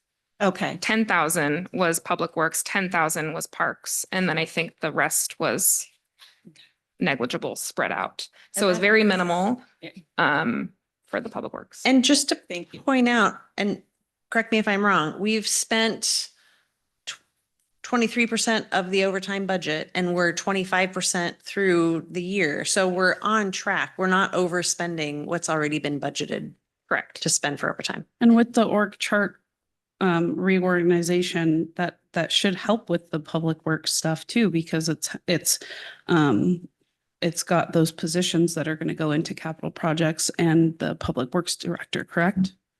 Yes, it could help offset some of the capital project overtime that's happening in public works for inspections and things like that, because the capital project coordinator would be also non-exempt. Would I be correct in assuming that not all overtime work requires more full-time staff? Sometimes overtime is seasonal and related to events or other things that are happening, emergencies, and that may not necessarily represent, you'll always have an overtime budget, I guess. Correct. Right, okay. I would also point out too that that CBAs play a huge part in overtime as well. And when we CBA. Collective bargaining. Collective bargaining agreement. Thank you. Sorry. That's what CBA. So just, when people are, whether, if they're on call that they may get overtime, things like that. So there's a lot of there's things in there, the collective bargaining agreement that dictate on when they do receive overtime. So I'm going to just move us along a little bit. Do we have any further questions before asking for a motion and further discussion? I guess I just, one clarification, I don't know what to call it, question and clarification. Revenue Development Specialist for the Parks Department. So now realizing that that's under the Parks Department, what exactly that position is. I mean, when that was brought to us and we approved it, it was because we had identified parks as having a significant workload, and this person would be able to focus on bringing in money from outside. And now it seems like effectively what we're saying is everything we thought that person would bring in to support our Parks Department is now not as valuable as creating this new analyst position. And I guess that, without quantifying metrics, I can't say that's true, but on just my gut reaction is somebody whose job is to bring in money and support one of our departments. I find, I'm not sure that alleviating some burnout is going to offset the revenue that person would have brought in. Am I wrong? Like, is there a clear answer to that? Was that position ever filled? I'll defer to Director Garcia. It was to funded, talk but about not the revenue filled. development specialist and why we're abolishing it. Thank you for the question. The first individual that was hired into the revenue development position was not a good match for the job. And that position became vacant in 2025. And at that time, we were doing freezes on all open positions in order to save budget to close out 2025. As we got into 2026, there was discussion about whether that position should be refilled. It really came down to, we have a lot going on. And in order for me to rehire that person and train them and get them back up to speed, it would take too much of my resources at this time because I am overwhelmed with work. from different things. Additionally, we were looking at the status of the economy. This position needs to build brand new programs that do not exist today. They would be working on large sponsorship dollars, such as the synthetic field going in at Frontier could have a $50,000, $100,000 logo put on it, and that sponsorship money could be used. And so it really was, is this the time to proceed with that? And in light of the economy and not quite sure what it was doing, the safe bet was to hold off because the position costs money to employ. And with the first position not being successful, it was just that pause moment in conversations with the mayor where we said, let's hold off. When this restructure came up, Parks needed to do a reclass for our program coordinator, as you remember. And so as part of it, we looked at the city as a whole and said, where does this position fit best? Would it fit best with a citywide grant coordinator? We do have Olivia. And we started looking at where is the best jog out for the city as a whole. And this is the structure that was proposed and agreed upon. Jill will still write grants. She is very successful at the state level. She's very successful in putting in those legislative asks. What we're missing is the private money. So your 501c nonprofits, your hospitals, and other organizations that would be likely to also contribute financially. Thank you. Thank you. So- Any final questions? Yeah, just a final statement. Before we move to vote on this as council, I'd like to see staff. I think we're in middle of April and we've had a lot of requests from staff for increases in budget, for software, for headcount, different things like that. I think all of them are valid and warranted. However, I think we need to get back to our problem in our police department. If we are low to moderate stress at the staff level in City Hall, we are definitely at high stress at our police department. I mean, I wouldn't want to be the one out, two of us on patrol in the middle of the night, one arrest someone for drunk driving. Now there's one person watching the city. I wouldn't want to be that person responding to a DV call by herself, hoping for backup from another community. So what I would ask is that we get creative and start solving for that problem with the help of city and council and staff and the chief. I haven't heard the chief ask for anything yet this year. He's having trouble getting 4 police officers. Maybe we need to look at a couple things. I talked last week about, perhaps a bigger sign-on bonus that could impact some of our existing officers that didn't get one. Maybe we need to look at a holistic pay raise along with an incentive bonus to get those butts filled in seats. It's a critical mass right now. And I think I'd like to see us start talking more about that versus low to moderate burnout for city staff. I think we'll have an opportunity coming up soon to hear the annual report from our chief and law enforcement. I think that'll be a good time to have that discussion. Thank you. Any final questions? Or a motion? I move to adopt the proposed organization changes as presented. Thank you. Question. Any second? Is this something that requires a motion since we're not actually approving the budget amendment right now? We are approving the updated chart as presented. So my understanding is it does Yes. require a motion. But does that, I guess legally, does that require a motion from the council? Oh, I was just gonna ask if there was a second. yeah. I heard it. Sorry, I was treating it as discussion because I heard a But second. I do believe so, because it's gonna be changing our salary schedule. It's changing our organizational structure and position changes. Reclasses have to go through council. An Okay. additional budget amendment. This will be included in your budget amendment, which you'll have a separate vote on. Okay. Will any of these changes impact salaries above their level? I'm sorry, we have a motion on the floor. Was there a So, second for this motion? oh, thank you. I didn't hear the second. Yes, Okay. I was treating that as. We have a motion and a second. Further discussion.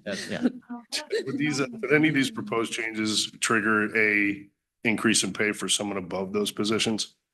No. Okay, thank you. Any Right. discussion among council on the motion to accept? I guess for me, Sure.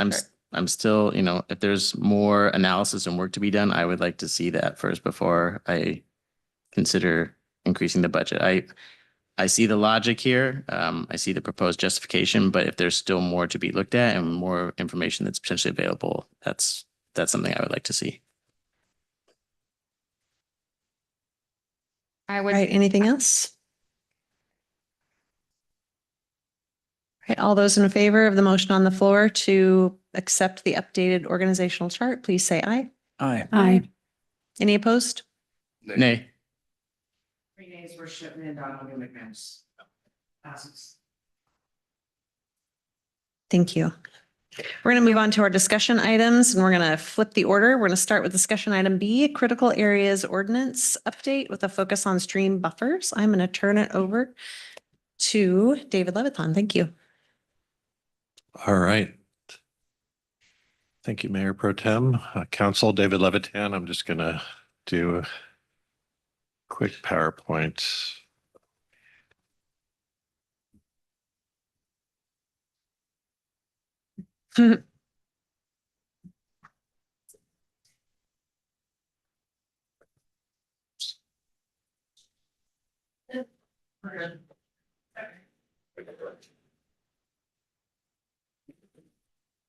All right, we'll try to drown that out. But so David Levitan, principal planner. So it's been several months since we were before the city council, just to give an update on our critical areas ordinance update. So this is a state mandated periodic update. We've been working with the planning commission pretty carefully over the last, say 6 months and having them weigh in on some of the draft regulations. So we just wanted to give a quick update on that in advance of proposed hearings and public input and public review later in the spring into early summer. So especially for the new council members that maybe don't have as much of a knowledge base in critical areas. So this is basically critical areas are things like wetlands and streams, steep slopes, critical aquifer recharge areas. I'll get through a list in the next slide, but here in Lake Stevens, it's codified in Chapter 1488 of the Municipal Code. Again, this update is following in the footsteps of the 2024 comp plan periodic update. So this is basically one of the implementation tasks for that. A lot of what critical areas regulations rely on is called what's called best available science, basically documentation on how you come up with your regulations and how science supports those regulations. So that's within the WAC and the RCW. So that really drives the way that we develop our regulations and how we justify those regulations. Just to provide a little bit of kind of technical information. So we have things like streams and wetlands. As far as the area right here adjacent to Lake Stevens or say adjacent to Little Pilchuck, or Catherine Creek, those are actually what are called shorelines of the state. So those are subject to a different set of regulations. There's an overlap between the two, and there are critical area regulations for that. But this covers most of our streams and wetlands, but not all of them. So we'll be doing a periodic update to our shoreline master program in the coming years. And so we'll have some additional discussions about that. And so, as I had mentioned, the 5 types of critical areas, wetlands, fish and wildlife habitat conservation areas, which are primarily streams, critical aquifer recharge areas, which we currently do not have any regulations on. So that's been one of the major components of this update. Geologically hazardous areas such as steep slopes and then frequently flooded areas. And again, Chapter 1488, the last major periodic update was adopted back in 2019 after a couple-year process and some revisions. Again, don't currently have those critical aquifer recharge area regulations or CARA regulations. And really, Chapter 1488, it goes into permissible uses, it goes into allowed activities, mitigation requirements. They're slightly different depending on the critical area type. But really, it is how we regulate critical areas here in the city of Lake Stevens. So one of the major items and really kind of what we wanted to focus on tonight was on stream buffers. This is an issue that's kind of changing as far as the best available science and the way that cities develop regulations to regulate stream buffers. And so currently we have within Table 1488-1, we have our stream buffer width. So that's basically you establish a buffer on either side of the stream channel, and it helps to regulate activity. It limits development within certain portions. It requires mitigation. So currently our standards are 50 feet for seasonal and perennial non-fish bearing streams and 100 feet for fish bearing streams. And then again, we have these type S streams in Catherine Creek and Little Pilchuck Creek that are subject to a slightly different set of regulations. That buffer width is currently 150 feet. So after doing our best available science, working with our consultants, we had come up with and gotten some preliminary input from the Washington Department of Fish and Wildlife. We proposed increasing the type and the perennial and seasonal non-fish bearing stream buffers to 100 feet and the fish bearing stream buffers up to 150 feet. A lot of that comes from some updated best available science that you really need at least a kind of a floor, a minimum of 100 feet to provide all the necessary water quality and habitat function. So we are proposing, at least for all of our stream types, of hitting that minimum 100 feet. But we'll get into it a little bit in the next slide. There's this new concept of what's called site potential tree height, establishing what are called riparian management zones that correspond with this site potential tree height. I'll get into that in the next slide. I just wanted to illustrate what's the blue areas are our current buffers, and then the green areas would be the green outlines on either side there of Stevens Creek on the left and Lunding Creek on the right, kind of there in the middle of the page. That would basically go from 100 feet to 150 feet. So it would capture an additional, several properties or expand areas within individual properties that would be affected by these stream buffers. The yellow is the 50-foot increase to the existing 50-foot type NP and type NS buffer. So just wanted to kind of show it on a map. But circling back on the site potential tree height, there's this concept of looking historically at the types of tree species that have existed within our watersheds and within our riparian zones, and assessing what the maximum tree height would be at 200 years for those tree species, and then establishing what's called a riparian management zone, essentially kind of a different way of interpreting stream buffers, and having the stream, basically that RMZ width or riparian management zone would correspond with the maximum tree height. So if you have historically a tree that could grow to 235 feet within this area, and you adopt this site potential tree height concept, you would then, instead of your buffer, no matter the stream type, whether it's perennial, seasonal, fish bearing, non-fish bearing, you're going straight off of that potential tree height. So you could be taking a seasonal stream that currently has a 50-foot buffer, and if you were to adopt this site potential tree height standard, it would be going from 50 feet to 235 feet. So almost a 5 times increase. And looking at those tables on the right, it just shows kind of the breakdown of our different stream types. And if you look at that blue bar in the upper graphic, it shows the number of miles of stream that would be subject to that 235-foot expanded RMZ or stream buffer. So we would have about 21 miles of streams that would all of a sudden be subject to that relatively large stream buffer. So it would have an impact. We've done some preliminary analysis on how that would impact buildable lands, but really with a focus on the best available science. So that was a lot of information, and please stop me if you need any explanation. But we've been looking at different examples of how jurisdictions are dealing with this. There are still a number of jurisdictions. The original deadline for this was at the end of 2025, but there's been some flexibility there. I think the Department of Ecology, the Department of Commerce, Fish and Wildlife, they understand that cities are trying to, do their best to update their regulations based on best available science, but there's a lot of new terminology. There's a lot of new concepts. So there's been some flexibility on that. So it's actually been beneficial a little bit to be looking at how other jurisdictions have been dealing with it. Some are sticking straight with standard stream buffers. They're not considering site potential tree height at all. City of Everett just had public hearings last week and opted to bump up their minimum stream buffer for all streams to 100 feet.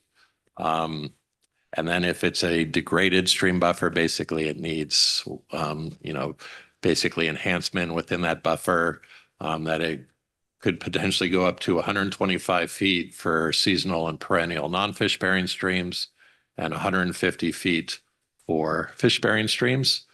Mount Lake Terrace kind of established similar to what we were proposing a few months ago, 100 feet for perennial and seasonal streams and 150 feet for fish bearing streams. There are jurisdictions like the city of Edmonds, the city of Anacortes that have implemented the site potential tree height universally. So basically taken the model from the Department of Fish and Wildlife and established corresponding riparian management zones. And so it doesn't factor in the stream type, it just factors in the maximum site potential tree height of tree species within that area.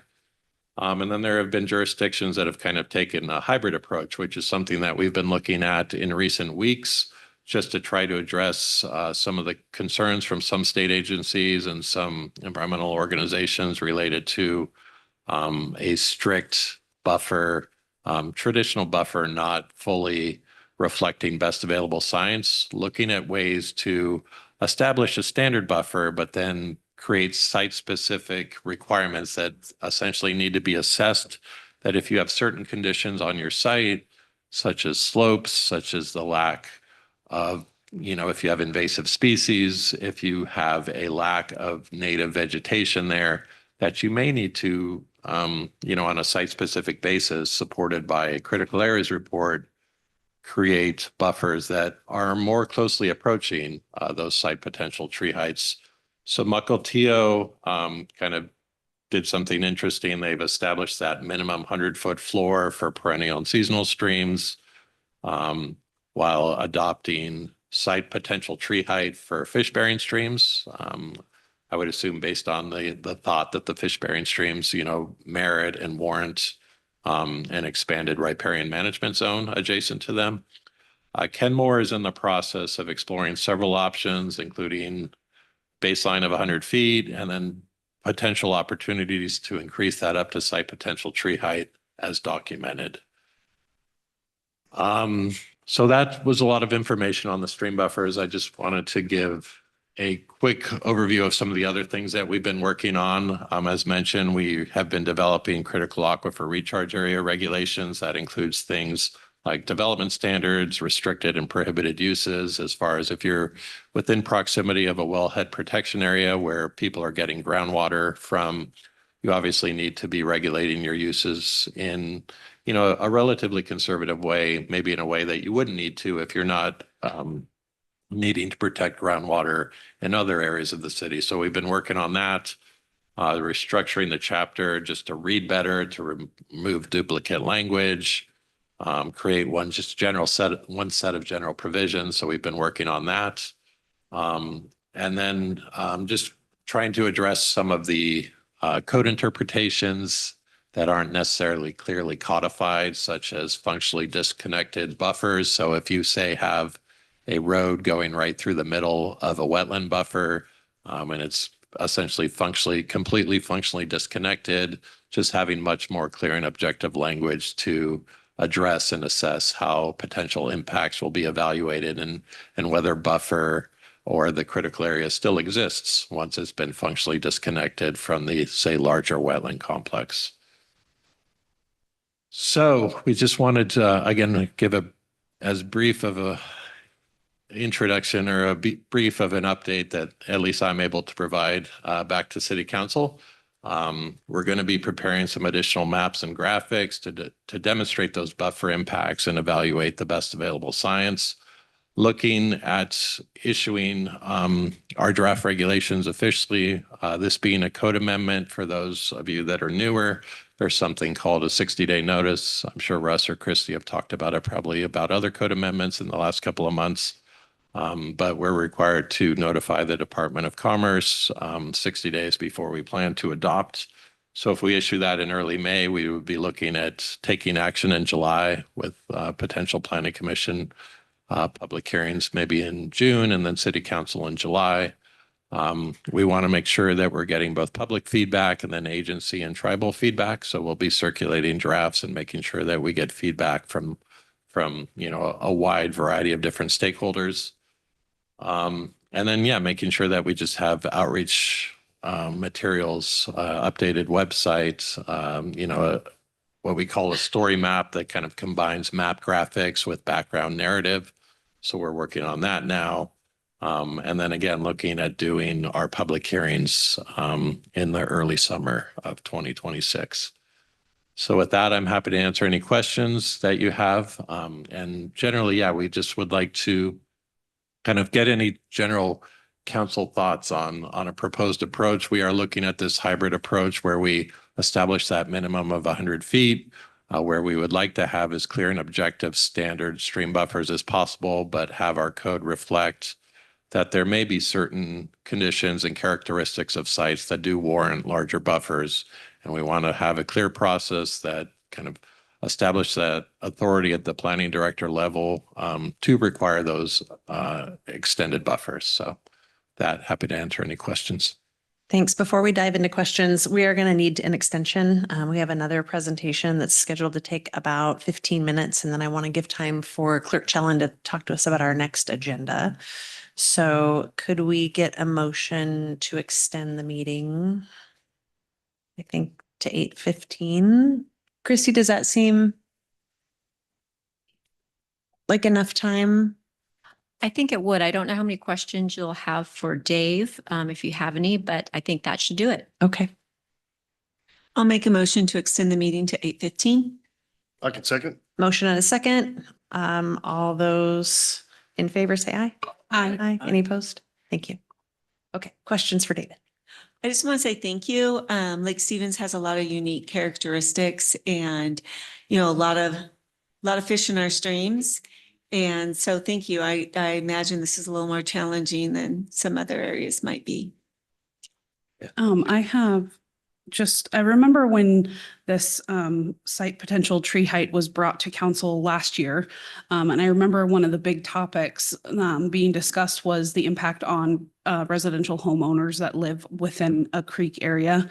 And so I just want to just kind of reiterate that when someone already owns property on this land and their house is already built within that buffer zone, it's not gonna be like retroactive. It's just for like new stuff being built in those areas. Is that correct?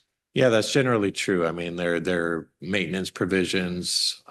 If you wanted to expand, you would generally be subject to the new regulations. You would need to evaluate, whether there's functional buffer or not. A lot of sites are going to be completely paved. They're going to have a driveway. They're going to have a patio. So say if you wanted to build an addition where your existing patio is, that area is already disturbed. And so you'd be able to build there. If you wanted to do a detached ADU in your backyard and your backyard is directly adjacent to Lundin Creek, then yes, this would potentially have some new impacts on you. And so we're trying to balance that. And, we understand the importance and the value of environmental protection, and that is something that's very important to a large portion of this community. And so we're looking to balance that with our development needs as well and provide a very clear and objective and easy to implement process. And so, yeah, it has been a little bit of a struggle, but we're continuing to plug away. Thank you. I think being residents of Lake Stevens, we kind of have like a moral and ethical obligation to take care and protect our environment. We have these salmon runs and the kokanee and everything here in Lake Stevens that makes this area desirable. And so I think, looking into this is an important and good idea. And thank you for bringing this back to us. Yeah, thank you. That was my question. Okay. So it's answered. Thank you. Great. I would also just add, I do appreciate looking at fish bearing streams differently than seasonal streams. I do think that we do have an obligation to look at those differently, protect those differently. And so I would be in favor of larger stream buffers for fish bearing streams. And it looks like that seems to be the way that some other cities in our county are going as well. So Just my 2 cents. That's something that I would be supportive of. Yeah, and that's definitely something that we can look at, and that's good direction. And just for those that don't know, we have 4 primary fish bearing streams that feed into Lake Stevens. So we have Stevens and Lundin on the northwest side of the lake. We have just down the road here, we have Kokanee or Mitchell. It's got 2 different names, and then we have Stitch on the southwest corner of the lake. So this is something that affects really the whole community because we have streams coming in from all directions. And so it's something that we want to make sure that we have good, environmentally sensitive and comprehensive and easy to implement regulations. So I agree that, yeah, we need to be good environmental stewards, but the 235 feet or whatever that number is, right, seems big. So you said next time you'll be bringing in some maps. Is that looking at, okay, what is 100 feet? What is 150? What is 200 feet, for example, look like? Yeah, so we have some of that already. I didn't want to get too in the weeds, but yeah, we would be looking, as part of our best available science review. It's illustrating that and what the impact would be on potential development, and then us demonstrating and developing regulations, say if we don't want to go for the full 235 feet and have this, what would be considered now an alternative to site potential tree height, is demonstrating through your best available science and getting potentially some help from our consultants or creating some additional documentation. There is a lot of good literature out there that say you have a standard of 100 feet, but you're requiring you're documenting through your stormwater regulations, or you're documenting through other environmental regulations that are already on the books, that you can provide the same habitat function, the same water quality function. And so that's what we're working on now. And so kind of finding that sweet spot where we can show that it meets best available science and doesn't necessarily have to go all the way to that 235 feet. I would say that there are some jurisdictions, the site potential tree height, it varies by species, which varies by watershed. So not every jurisdiction is going to be the same. So there have been some cities that have adopted site potential tree height because they have a completely different set of trees, and their site potential tree height is like 80 or 90 or 100 feet. And so they actually have to bump up to 100 feet because they need to have a minimum 100 feet, and their minimum is exceeding site potential tree height. So, jurisdictions, I would say, that have adopted this have been the ones that maybe are in a little bit better situation than us as far as the maximum tree height. Yeah, I agree. I mean, the local trees are interesting, and you want to protect the local trees and make sure that they can grow to where they need to grow. But yeah, if we're talking about fish, right, that in my mind doesn't have anything to do with how big the trees are next to them. And so I'm inclined to understand what's the safe barrier to protect the fish, not how big is a tree next to the river that's housing the fish. Yeah, and Lake Stevens in 2026 looks maybe slightly different than Lake Stevens in the late 1800s or early 1900s. So. Okay, thank you. Great. Any other questions for David? Great. Thank you so much. Yeah, thank you. Appreciate it. Moving on to our discussion item A, draft 2025 comprehensive plan amendments to the transportation and capital facilities elements. Turning it over to Christy Schmidt. All right. Thank you. Thank you, Dave. Okay. Let's go ahead and blow up my screen here, and thank you for the extension of the meeting. Okay. All right. Tonight we are talking about amendments to the 2025 comprehensive plan for the purposes of updating traffic impact fees. So within your packet tonight, you did have the staff report and 6 attachments. The background for this particular proposal, if you remember or were following along the council agendas, last fall, the city council did adopt the concurrency code amendments and the traffic impact fee amendments based on the planning commission's recommendation. So that was conducted, and then as the follow-up of the 2024 comprehensive plan adoption, we are looking at an amendment for the 2025 annual docket, which is late this year. We're allowed to do it a little bit late as long as it's pertaining to a budgetary item. And in this particular case, it is, because it's related to the increase of traffic impact fees. So the city did contract with Transpo to provide some technical expertise and to work on our methodology and the calculations for the impact fees. And those methodologies are contained within the packet, primarily attachment 1. So as Dave mentioned, about the 60-day notice to Commerce, I went ahead and issued it for this particular project back in March. So that means anytime after May 10th that these amendments could be adopted. On March 25th, we did meet with the master builders. I presented them the draft information and Russ was there along with me in the meeting. I did do an outreach to them today as a follow-up, and they did mention that they are following along with this and they will provide public comment at the time of the Planning Commission hearing and then the City Council hearing. The Planning Commission held a work session with them on April 1st, and then we did an amendment or an addendum to the SEPA determination back on April 3rd to the comprehensive plan. So here's the proposed adoption process. As I mentioned, and I'm going to start at let's go on box 5, which is where we are tonight, because I already did the overview of the first 4 boxes. So after the City Council study session tonight, the Planning Commission has a hearing scheduled for May 6th. And so as part of this discussion this evening, I am asking for the City Council to pick a hearing date for sometime in May or early June. So that would be the request, and it's highlighted there in the yellow box. A brief summary of the proposed amendments. We're looking at updating the 20-year plan, which is table 9.1 in the comp plan. And then the 6-year plan, which is table 9.2, and that's your 6-year CIP. We are updating the traffic methodology to also include active transportation, if you remember during the comprehensive plan update, and also to update the ITE, which is trip generation for each type of land use within the city. Those have changed. So we're just acknowledging the most recent manual and incorporating those into the methodology. Let's see. Oh, please note that this is separate from the 2026 docket, which Dave had started, and you've done the resolution for the docket, for blessing the docket for 2026, so to speak, the ratification of it. So this is separate from that. I just wanted to make that very clear.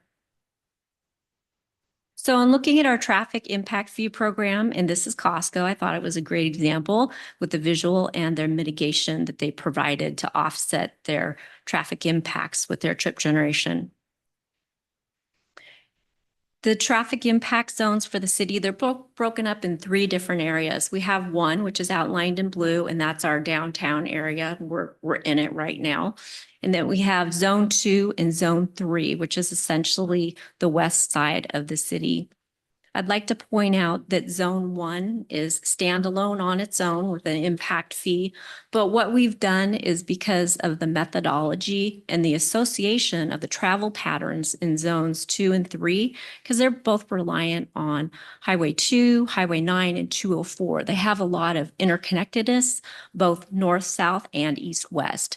So the proposal is to maintain those 2 as a merged zone so they can share funding and impacts with trip generation and growth and funding for future projects. And this graphic is contained in the cost basis document, which is attachment 1. It's been actually pulled out of the code, so it's in the methodology document.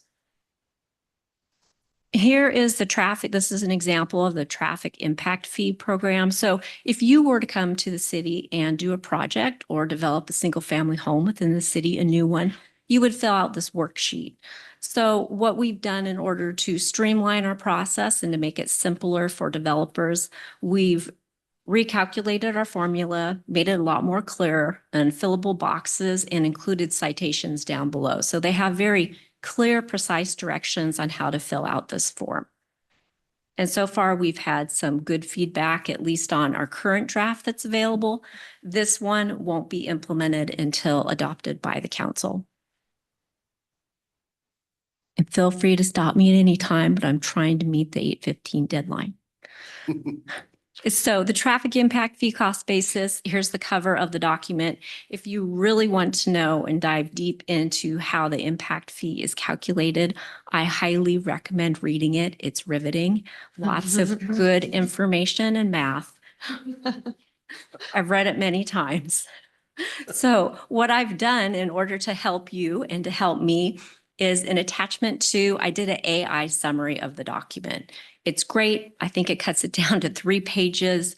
I like it. I proofed it for accuracy and revised it twice. So if you need talking points, I highly recommend using attachment 2. Then the 20-year transportation improvement table. This list has been refined by using the TIF cost basis, which is a traffic impact fee. And what we did is, if you recall, we had been back here last fall with a higher impact fee. We went back to look to see, why it was so high. We went back to our consultant. We went and took a hard look at it, and in coordination with Public Works, we were able to make use of existing facilities. And in certain cases, we combined it or provided pedestrian facilities on one side, and we looked at reducing roadway widths in certain cases, but not to sacrifice level of service, because we cannot sacrifice level of service in order to meet the growth targets. So it was really a win-win exercise. And what it resulted in is that I'll show you at the end here, but we actually do have lower traffic impact fees that will meet and address our level of service deficiencies. So I wanted to briefly include this slide because it wasn't presented to the Planning Commission, and they asked the question, how are projects rated and how are the PMP base fee calculated? So I did not include all 12 steps. I cut it down to 6. So the highlights are that you have project elements, and they essentially include vehicular operations, safety, active transportation, along with complete streets and preservation. You take the level of service, you use it both for vehicular and active transportation. You look at the existing and the projected future growth. Then step 3 is you look at the TIF eligibility. What portions of the project are going to alleviate level of service deficiencies in projects throughout the city? Roadway improvements, what portion of that? And they're divided up differently for vehicular, and then they're divided up differently and calculated differently for active transportation also. This percentage is applied to all level service deficiency projects. And then the project's costs are based on grant funding. So those costs of the projects get reduced. And then at the end of the day, you have a base cost per new PM peak trip that's calculated. And that portion of that is also based on land use and generation rates. So that's essentially it. If you'd like the full meal deal, please read attachment 1 or summary 2. Quick question. Yes. What are the assumptions on grant funding? Is that as the projects are being built, or is that a future projection, like you anticipate getting 50% of the cost covered by grant, or a percentage? How is that? Those are actually secured dollars at this time. So they're not future-based projections, because we couldn't include those per the RCW. So they actually have to be secured funds. And that is one reason why we will be coming back to you every year on an annual basis. This particular one, we are running late. Ideally, we would have had this before you last year or with the budgetary cycle. So you can count in future years that we will be more in sync with the budgetary cycle. So you will see that, but it is secure grant funding. Thank you. So what I did in order to make it really clear for you, I took the 2024 20-year list and the 6-year list. I went through and I struck out projects that have been completed and those that are proposed to be added to this 6-year CIP for this year. These lists, when I come back for a final study session and prior to a public hearing, you will have a final list as you would normally have for the comp plan. And you'll also have a final 6-year list that you see on the website. But for purposes, just so you know what's been completed as compared to what we have now, I thought this was a clear representation for you. We are fixing a level of service discrepancy to be corrected at the intersection of South South Lake Stevens Road and South Davies Road. This was identified through this process that there is a LOS discrepancy there, so that is going to be corrected. Here are the new impact fees. I think this is the crux of the presentation here. So as you can see, I'll kind of hover my little arrow over here. For TIZ 1, which is our downtown area, there is a proposed increase of $2,700. It doubles the fee, and that is because this is our area that we have the majority of projects that are proposed to address our growth here in the city. Christy, I'm sorry to interrupt, but we are at 8:15. Yes. Estimates as to how much longer you might need, understanding you don't know how many questions there'll be. Sure. For my presentation, less than 5 minutes. I think this is second to last slide. Okay, we need a motion to extend the meeting. Make a motion to extend the meeting to 25 past 8. Do we have a second? Motion and a second. Any discussion? I did. All those in favor, please say aye. Aye. Any opposed? Thank you. Extended until 8:25. Thank you, Council. Thank you, Christy. Yes, so TIZ 1 is proposed to double in cost in order to accommodate level of service projects to address deficiencies. TIZ 2 and 3 are looking at an increase of $60, so it would bring it up to $3,700 approximately. So those are the two fee increases that are proposed. So here we come to the next steps. Basically, in green is my question for you this evening. As you know, this is our work session. The hearing is scheduled before the Planning Commission on May 6th. And so at this time, staff is asking for the council to select a date in May. I had discussed with the city clerks that potentially May 26th might be a date for the council. So I would ask you to consider that. I would say it's right after Memorial Day. So if there's not people taking vacation, I would be okay with. Okay. Do you feel in terms of workload and capacity that gives you and your team enough time to do what you need to do? For the 26th? Mm-hmm. It would, and it could even be bumped to early June, depending on the council's calendar. That's not a problem. Early June works just fine also. There's a lot going on. June 9th. I just want to thank you for putting that together. It was a lot of information, but the way it was laid out, it was very easy to read and understand. Thank you. Clerk Jelen, could we look at the upcoming council agenda and then use that to give feedback to Sure. Christy about best dates? Do you want that now or? Sure. I actually have nothing on June 9th right now. June 9th is high school graduation night, Okay. which impacts me at least. Usually it's canceled. Usually we don't have. That's- City council meeting on graduation. We have canceled it in the past. That's true. I know I will not be here on that night. You sure? Pretty sure. What's more important than Does traffic? does the agenda impact that decision? It does not. Okay, all right. We could do June 2nd, make it a special meeting. That's a possibility. May 26th works for me. I don't know Okay. about others. I was. Yeah, and it works for our agenda. May 26th. May 26th. Okay. Christy, are you okay with that? That works just fine. Okay. Thank you. Appreciate that. So on that though, so are we going to have anything between the May 6th Planning Commission public hearing and the May 26th City Council meeting? Will there be anything in between that? Yes. Okay. Okay. Okay, is that everything you need? Any other questions for Christy regarding this? Thank you. Thank you. Good job. Great. Thanks so much for the information. We appreciate it. Okay, now Clerk Jelen, if you wouldn't mind sharing. Sorry, can I just make one comment on that last topic? Sure. Yeah, I mean, I'm generally concerned about increasing the fees.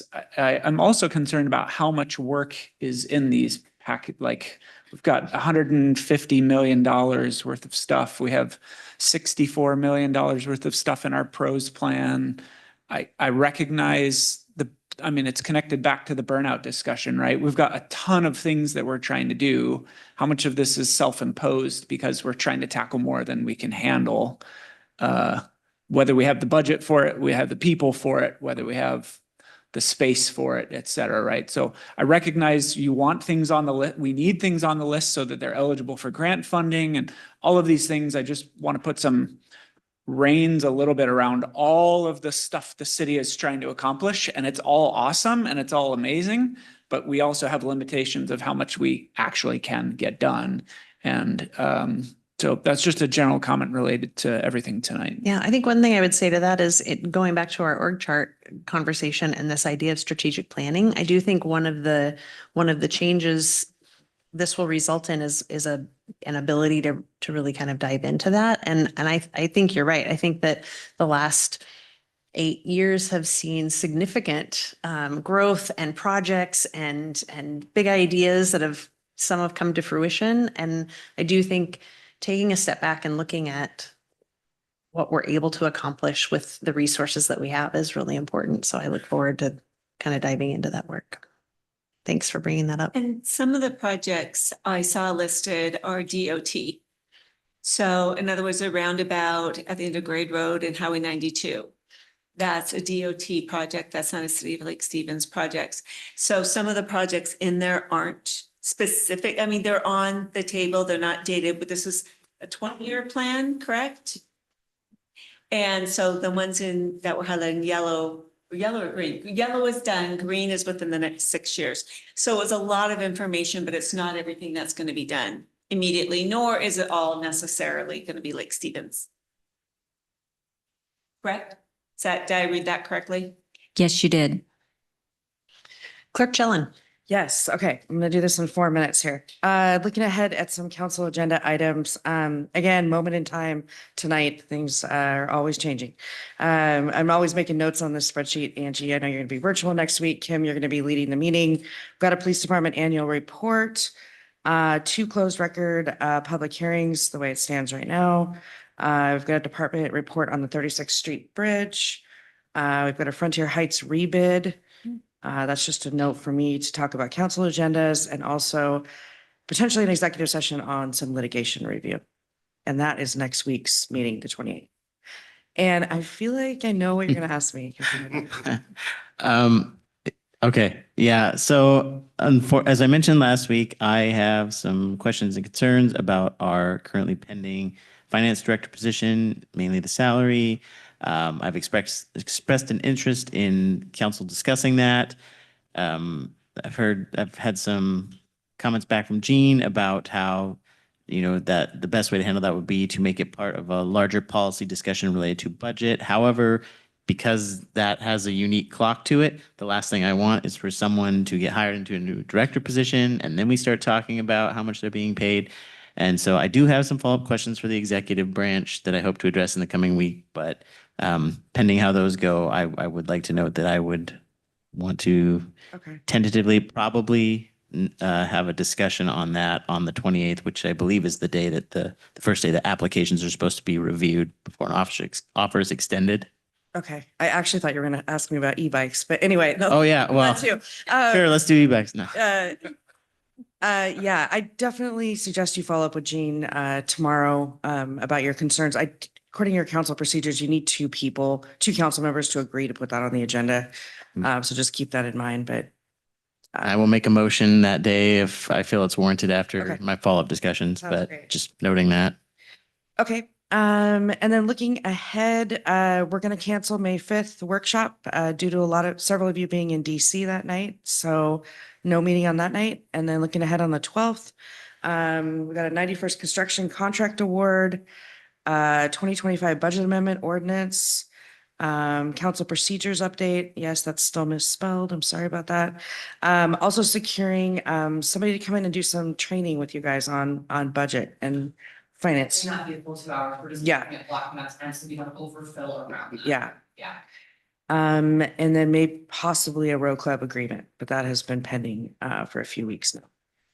So just looking ahead a little further, May 19th, we've got a few presentations slated for that night, for that workshop. May 26th, we were just talking about that meeting, having potentially the budget amendment ordinance. We've got an ILA, and then Christy just talked about her, the public hearing on the comp plan amendments. And then I was just starting to look out in June. I sent you all an email. Number one, I just wanted to address the farmer's market on Tuesday nights. We are going to plan on still having council in this room. There will be activity going on around this building and in Hartford Hall, and we'll evaluate it the first couple times to see if noise is an issue. But they will wrap up by 8 or 7. 7. And if we start at 6, hopefully, but yeah, More of a concern to me, just Yeah. given that people are coming from their jobs and usually get here right around 6. Yeah. Parking, are we able Yeah. to reserve City Hall parking? Yeah, we're going to work with Public Works to actually have that marked off for staff to be able to park as well as for council. Okay. For those meetings. Thank you. And again, I kind of track everything here. Councilmember Araya, I appreciate you letting me know a couple of the meetings that you'd be absent at. I'm always just looking to make sure we have a quorum. And then just take note of the summer break dates. July 21st right now we're planning on being the last meeting before the break. We'll take 6 weeks and come back, or no, 5 weeks and come back on August 25th. We are at 8:25. Yep, perfect. Can I mention the 23rd, June 23rd, some of us are going to be gone at in Spokane also to note. And Okay. I plan to log in and be virtual, but Okay, thank you. We have a meeting, motion. Motion to adjourn. Second. Motion is second.